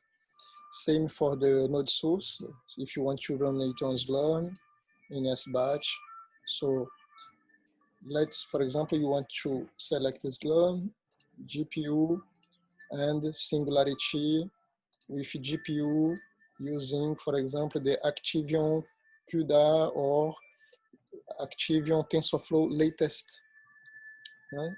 Let's select this one. This image is already in the platform. So let's execute this task in the SLURM, in the GPU node of the SLURM, using Singularity as main container platform. So let's execute it.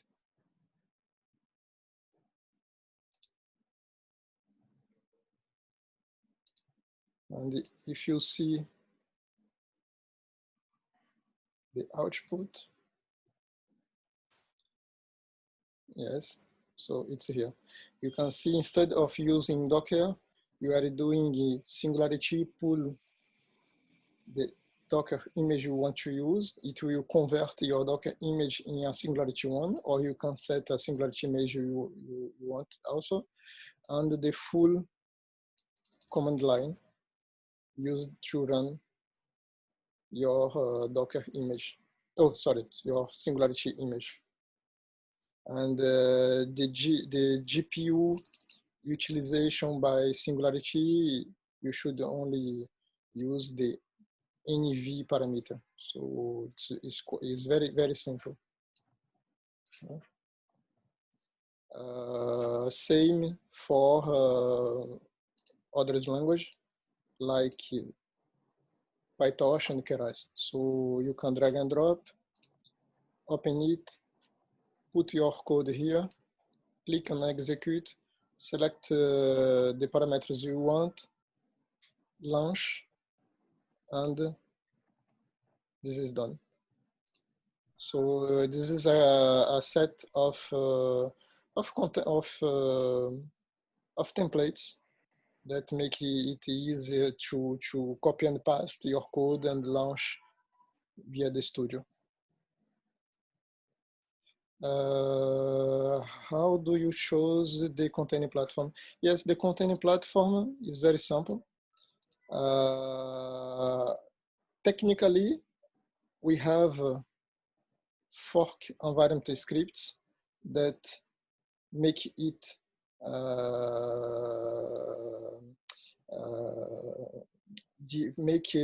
this job for you, but you should specify some variables to specify which kind of container platform and which kind of image you want to use. So when you drag and drop a task template like Keras, PyTorch, TensorFlow, those workflows contains already the required variables to run your workflow. So as you can see, there is already a combo box that you can switch from Docker, Podman, and Singularity. You don't need to go inside the fork environment code and put it manually. You can perform it just by selecting the option of this combo box. Same for the GPU. If you want true or false, it adds the parameters to the Docker or Singularity. And the image, same for the image. If you want to add your own image, you just need to go back into the workflow variables and copy and paste your image here. I put a list of predefined Docker images from Activeeon, but you can put any kind of Docker image you want. Same for Singularity or Podman.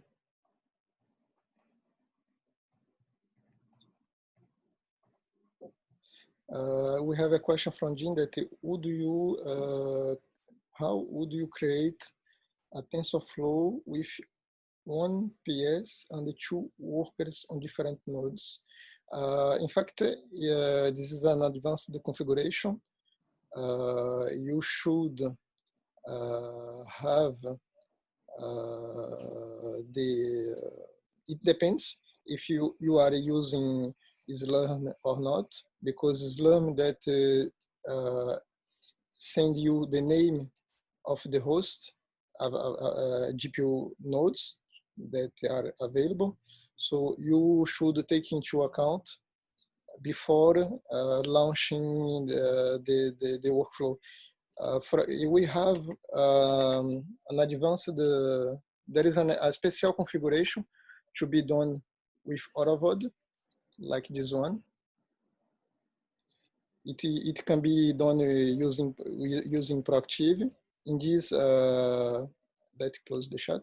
So as you can see here, it's very simple to use a single machine using AutoML. This is the case of the AutoML task I launched in the platform, but for multiple GPU nodes, you should start a Docker container or Singularity in each node before launching the main AutoML task. So, and you have to make some mounting mechanism to make sure that each Docker container in different computers can communicate together. So this is an advanced tutorial, and it depends of the platform. So yes, it's possible, but you should make sure to start a pre-built AutoML container inside each node, GPU node, before launching the first one, the primary worker. And we have also some additional information how to use RDMA to make communication GPU by GPU using Mellanox devices like InfiniBand or ROCE, Ethernet on, I forgot the main, but it's a special kind of Ethernet. So in fact, RDMA usually is done on or InfiniBand or ROS device. So you should have, to run RDMA workflows, you should have a special kind of network infrastructure inside your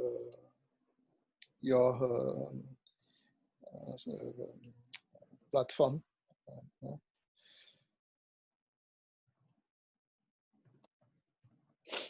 I don't know if Jim have some questions about this kind of configuration.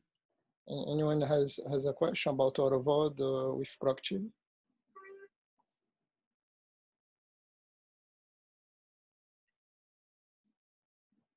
No. Let's check the chat. Okay, yes. So yes, I think I answered the main questions.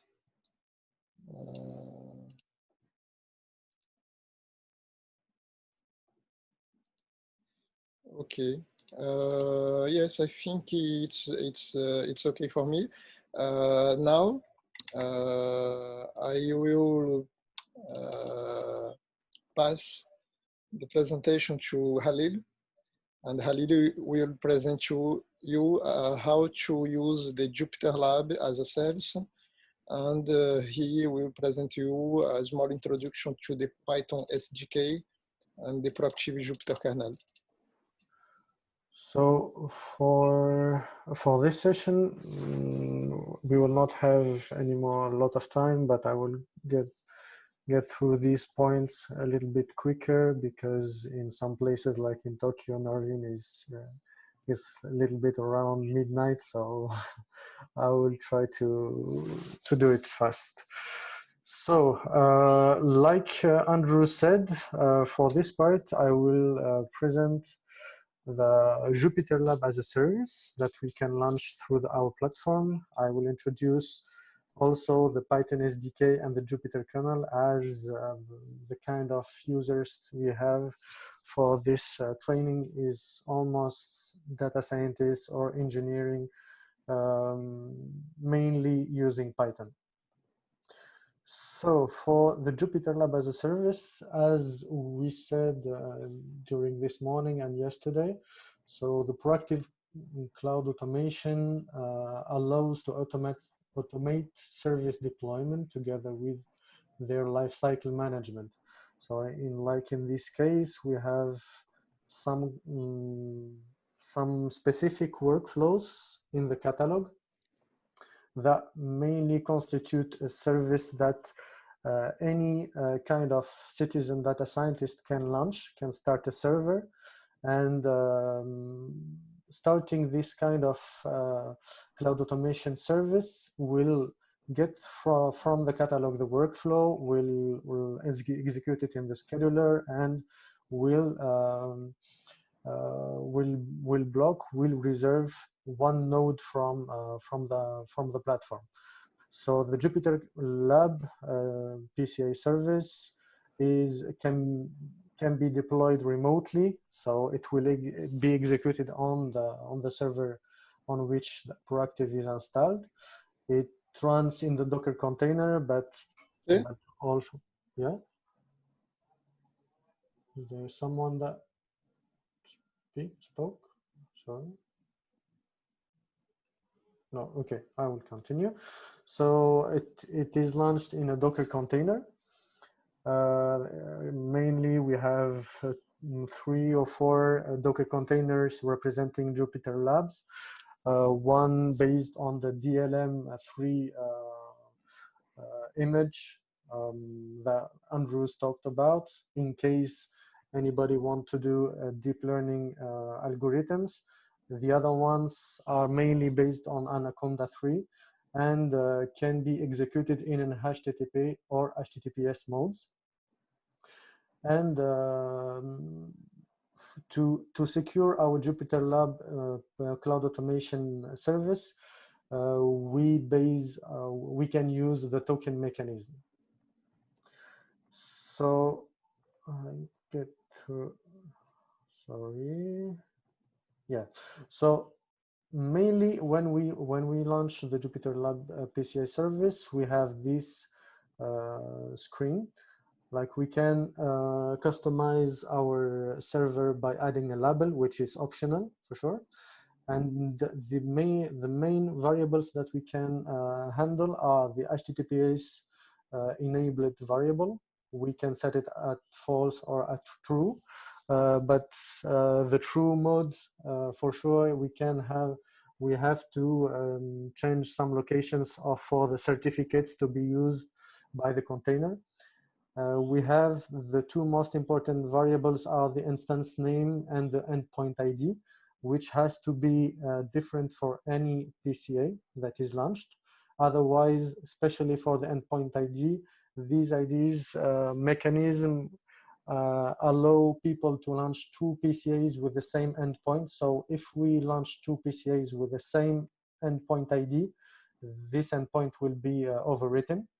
And as I said before, here for Jupyter Lab token, we can specify the token to add another layer of security for our server. So at any point in time, each service instance has a specific state, which is shown here. It can be running in error or finished or post. Yeah. And attached to each service instance, PCA service stores several information such as service instance ID, which is here, service instance ID, this one, no, sorry, this one, or service instance state or Jupyter or some other informations like the endpoint. And here we can see the different actions that we can apply to our PCA service. Mainly, we can pause it, we can resume it, or we can finish it. And here we can find the endpoint by clicking on this this icon here, blue icon. We can open the service platform, and there is the kill button. So the kill button, you have to know that if you want to finish the PCA service properly, you have to execute the action finish, which mainly constitutes the finishing script, which allows to stop properly the Docker container and free the node that has been reserved for the PCA service. And the kill is mainly used when the PCA is in error, for example, and we want to kill the PCA service from a proactive point of view. Why I say that? Because if we use the kill, the Docker container is not stopped, is not killed. So when you click on the Jupyter Lab endpoint, I will show you after how it works. Mainly you have this Jupyter Lab platform. So we added many kernels that you can use.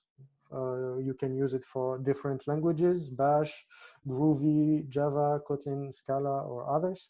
And the two most important ones for Python users are the Python 3 kernel, for sure, and our Jupyter kernel proactive. And we added also for the versioning version, we added an extension to the Jupyter Lab, which is Jupyter Lab Git extension.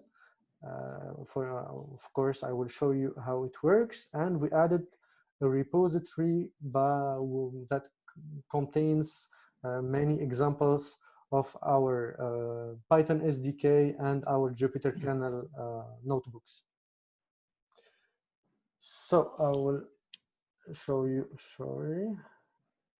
I'll show you a quick example. So to open a Jupyter Lab instance, you have to go to the automation dashboard platform by opening automation dashboard and clicking on cloud automation here.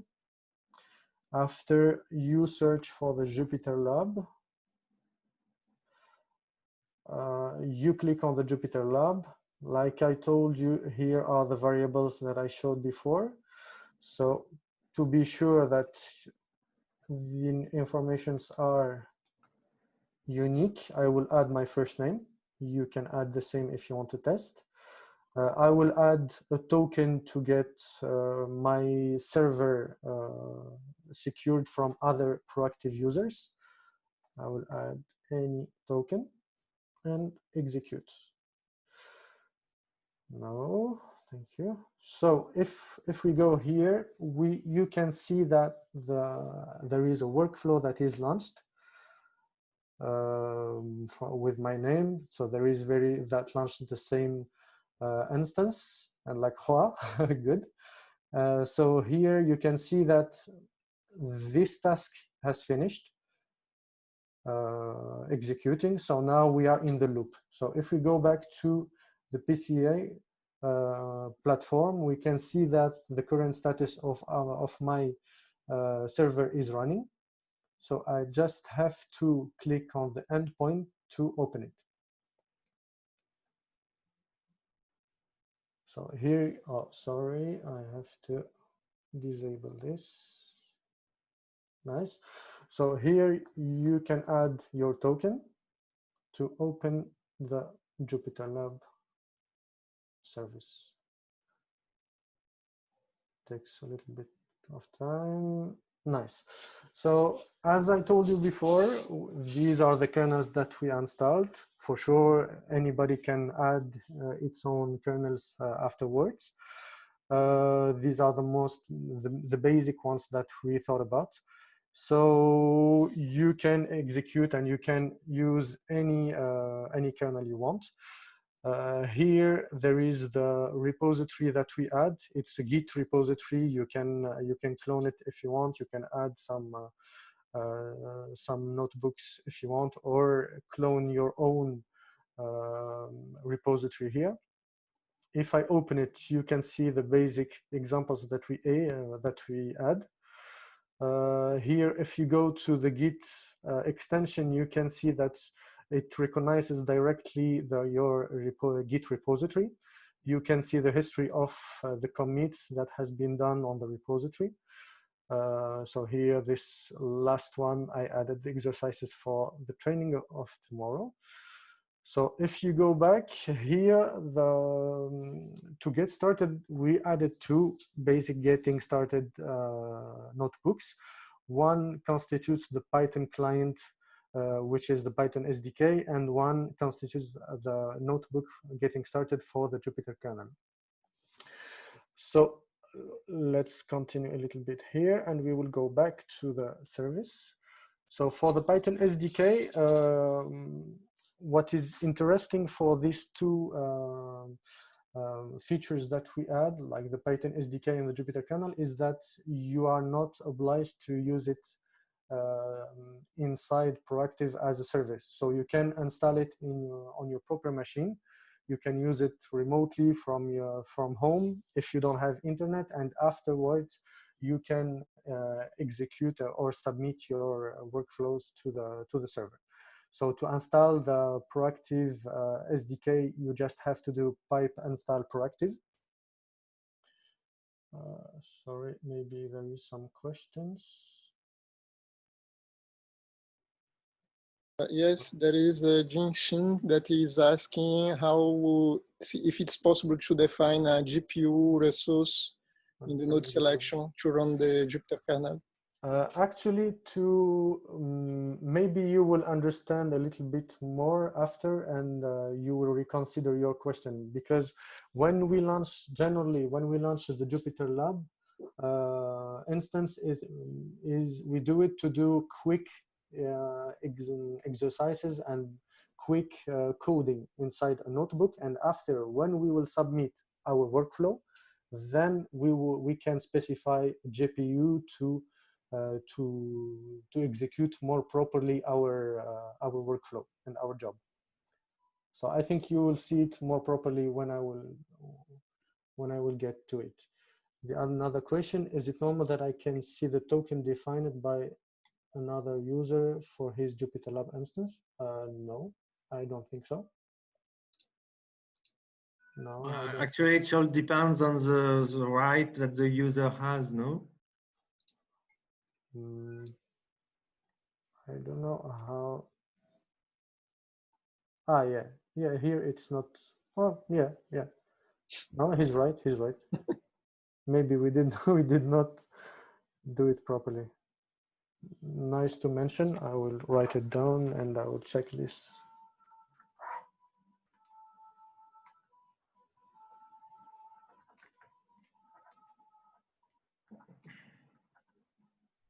Okay, good. Thank you for your mic. And Caroline answered in the other. Okay, so let's continue. So here, as you see, like I told you, you can install the Python SDK easily with the pip install proactive, and you can find the repository on GitHub. Mainly to use the Python SDK, you have to go through the importing the library, and after you create what we call a gateway. And through this gateway, you will connect to our server by specifying the URL, the host, the port. You have to give also your credentials. And after this, with this gateway, you will be able to create tasks, set their name, implementations, implementation from a file if you have a Python or other languages files, and after create the job and submit it, and also get the results or the outputs. So this is for the Python SDK. I will show an example. Here, I will run the getting started proactive Python client. So here are the imports, like I will import the OS library and the proactive library to be able to use the Python SDK. Here in this block, I specify the host, I specify the port, I create the URL of our server and create the gateway. You can create it in a debug mode easily. Here you can specify your username and password to connect. I will use this credentials. Oh, no. Yeah, it's open. But you can also specify in a configuration file. Yeah. If you don't do. Yeah, this is especially done. Is this possible to interact with a solution like Vault in order to encrypt and to set up to encrypt all the secrets, basically? Usually here you call a variable, and that variable, okay, points on an encrypted password on an external solution. So do you have an integration with Vault or anything else? I don't know. Maybe if it's I can investigate that, but I think yeah. Khalil, you missed to change the proactive host URL. Oh, yeah, sorry. Yes. Yes.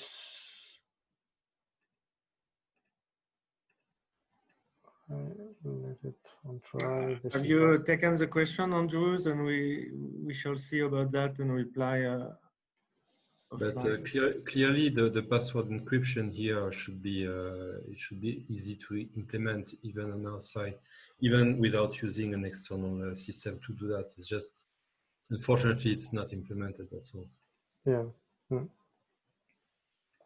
But can you log in using a credential file here? In the Python client, I don't think so. I will show it, and I use it in the Jupyter kernel, but not in the Python client side. As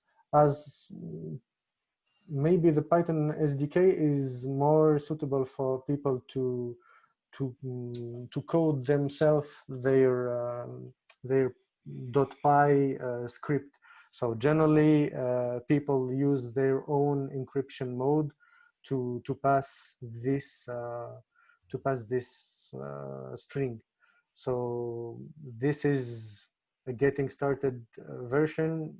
It's sure that I don't do it, but yeah, I think it can be done easily in Python. So, but here in the code, you can access some files present in the basically in the Jupyter notebook, right? yeah, for sure. You could have an encrypted version in the Jupyter notebook, and you could simply decrypt it here in the code without showing it to the user. Yeah, we can, but the issue here is that this is a public repository in GitHub. So, and this is a public, yeah.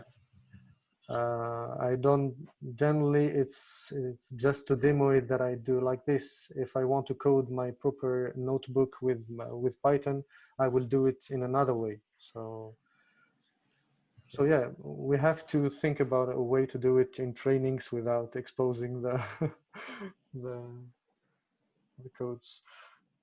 So here I'm connected.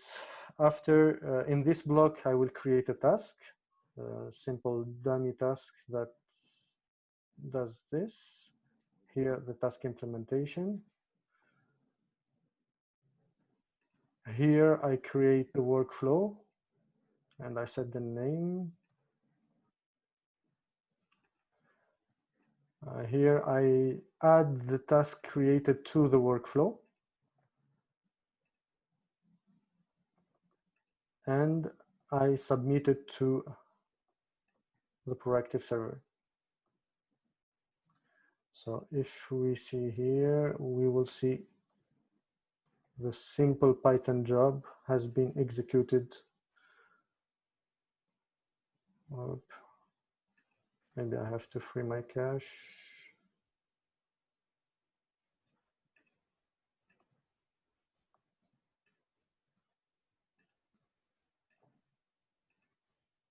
Oh, yeah.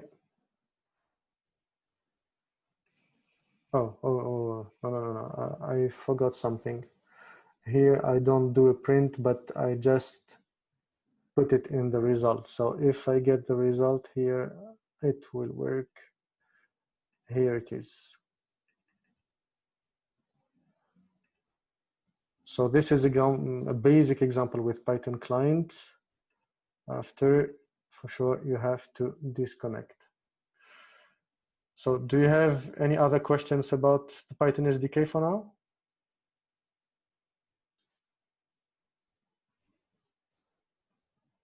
I guess no. Okay. So let's go to this after. So I will present the Jupyter kernel. For you will understand a little bit more why we added a Jupyter kernel for in our future features. Mainly the difference is that people, when they code in Jupyter Lab, they don't want to add a lot of proactive Python code to specify a workflow. They want just to use their notebook and created with less implementation possible to create a workflow and submit it to be executed in parallel. So the Jupyter kernel, the basic idea was driven by this purpose. So here to install the Jupyter kernel, you have to do these two commands: pip install proactive Jupyter kernel if you don't have proactive installed, and the Python -m proactive Jupyter kernel.install. So this is the repository is on GitHub, of course. And like I said, the basic idea is that with less implementation possible, we transform your notebook into a workflow that can be submitted to the proactive server to be executed in a distributed or parallel way. So I will continue with the example. So here, as you see, our main idea is that anybody can use it in the most easy way without going through the whole documentation of the proactive kernel. So the basic idea is inspired by OpenMP. I think a lot of people knows this library. So it's made based on pragmas, what we call pragmas, which starts by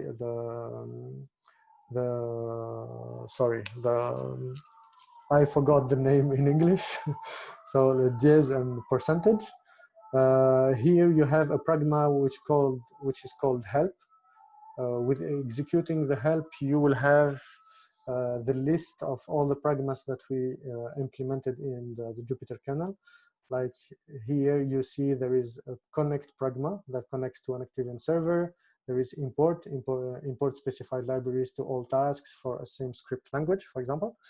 And if you want to start by using the connect pragma, for example, you can give inside the pragma help the informations pragma equal connect and execute, and you will have the main usages of this pragma. So pragma connect connects to an Activeeon server, and you see the basic forms of usages. So here you can give optionally your host and port, otherwise it will connect on the try platform. And you have to give your login and password, otherwise you give an URL with the login password. And the other idea, which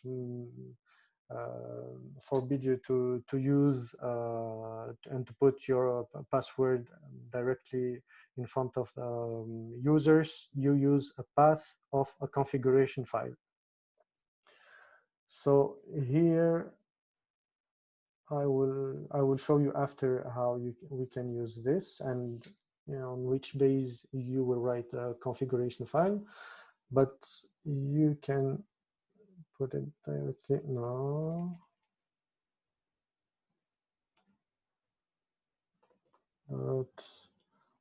.149.156. You put your login and password. And yeah, here too, it's not encrypted, sadly. So by executing this pragma, you can see that we connected to the server as Labidi for my side. So what is the difference? The difference mainly is that to connect to a server, you just have to execute this line instead of importing libraries, creating a gateway, and using this block of connect. So the whole package came with the pragma connect. After, to create a task, we have a pragma task that is very rich. You can see here. Like you can specify the name, you have to specify a name for a task. You can add the dependencies between the tasks. You can add generic information. You can export or import variables from this task to the other dependent tasks. You can specify an implementation file. You can specify the language which is by default Python. And you can specify the variable runs if you want to do parallelization of the task, specified task. So here I create a dummy task with just a print hello from T1. Here I will create another Linux bash task. In this block, I will create a third task which depends from T1 and T2. You can see here the dependencies that has been added. We implemented draw job pragma that can show you, can plot the workflow that has been created here. By default, if we did not name the workflow that has been created, this will take the notebook name. And here we can submit it to the scheduler. So if I go back to here, we can see the workflow that has been executed, and we can see the outputs here. What is interesting is that the workflow is, of course, you can open it in the studio, you can continue with the studio. In the studio, you can export it in XML. There is a pragma export in XML2 in the Jupyter kernel. Here, I can open it directly in the studio. You can see.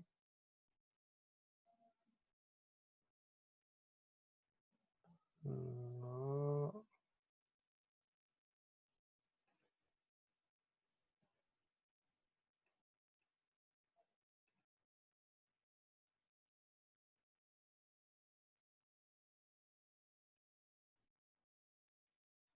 Okay, I'm connected with another credentials. This is why.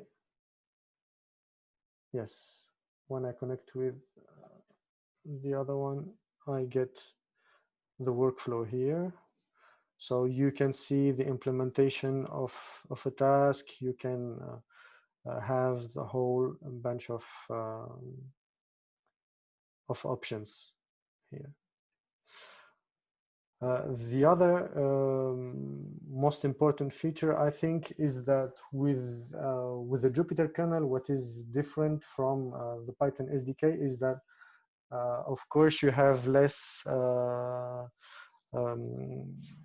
control of your code, but what is interesting is that you can install the Jupyter kernel on your machine. Like, for example, here I have a local server that I launched. I can create directly the file, which I did here, example proactive config.ini for connecting credentials and giving the host and everything. I can connect using directly the credentials that I put in the file. Yes. Here I create my tasks. For example, let's say this workflow, and submit it from my own machine, since I'm connected with the VPN to the remote scheduler. Here, yes, it is here. And what is different from the Python SDK is that if I want to go back to the sequential executing, and I want to just test my my code on my proper machine, I can go back and the same code is still executed locally, since the pragmas are taken as comments on Python. So here you can see the same notebook can be executed in a sequential way in my proper machine. And after, by switching to proactive, I connect and I submit it to be executed remotely. So I don't know if you have other questions.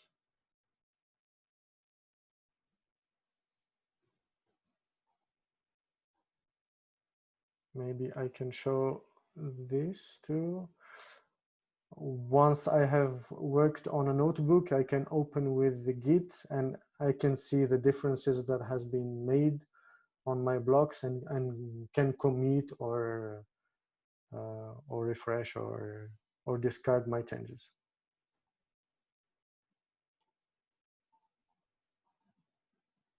So it's all for me. I don't know if you have some comments or some questions.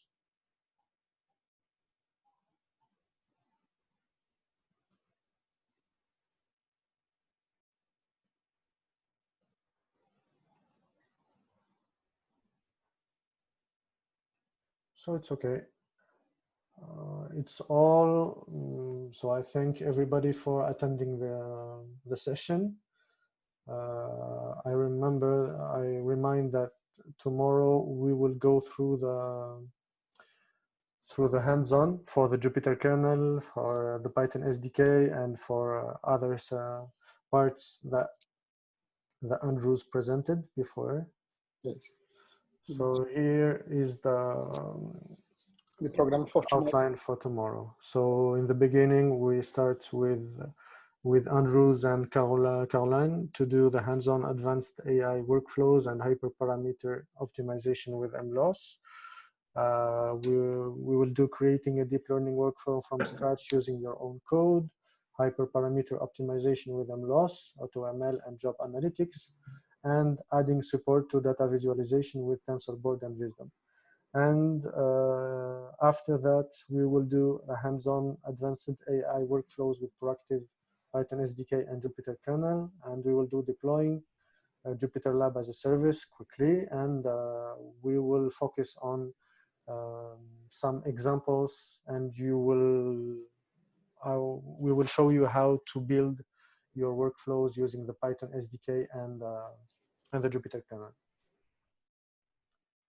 So that's a quick question. Sorry, I was off during several minutes. Have you shown that you can actually access directly the portal from within the Python Jupyter environment? No, I did not mention that. Maybe I can show it. Here, I will show the pragmas, different pragmas. So for any user that does not want to leave his Jupyter Lab, we created 3 pragmas that can display the basic portals of Proactive, like the resource manager, the scheduling portal, and the workflow automation portal.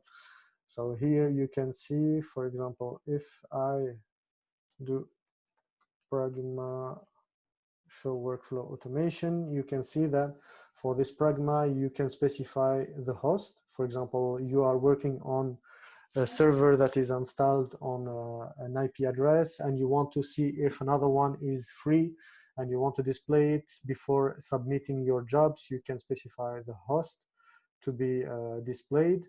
You can also configure the height and the width of the window. So I will show it here. I will not specify none of this.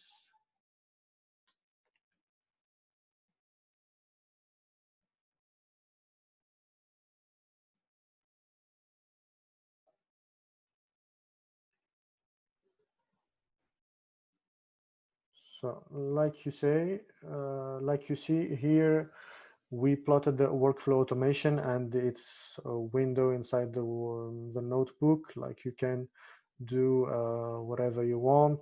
You can check the URL of a script that the user has saved in the catalog, for example, to use it in a task, or you can launch several. You can do anything on the portals that has been shown by Fabien and Mohammed yesterday. Thanks. Welcome. And of course, you can also get the information, the outputs, the results, and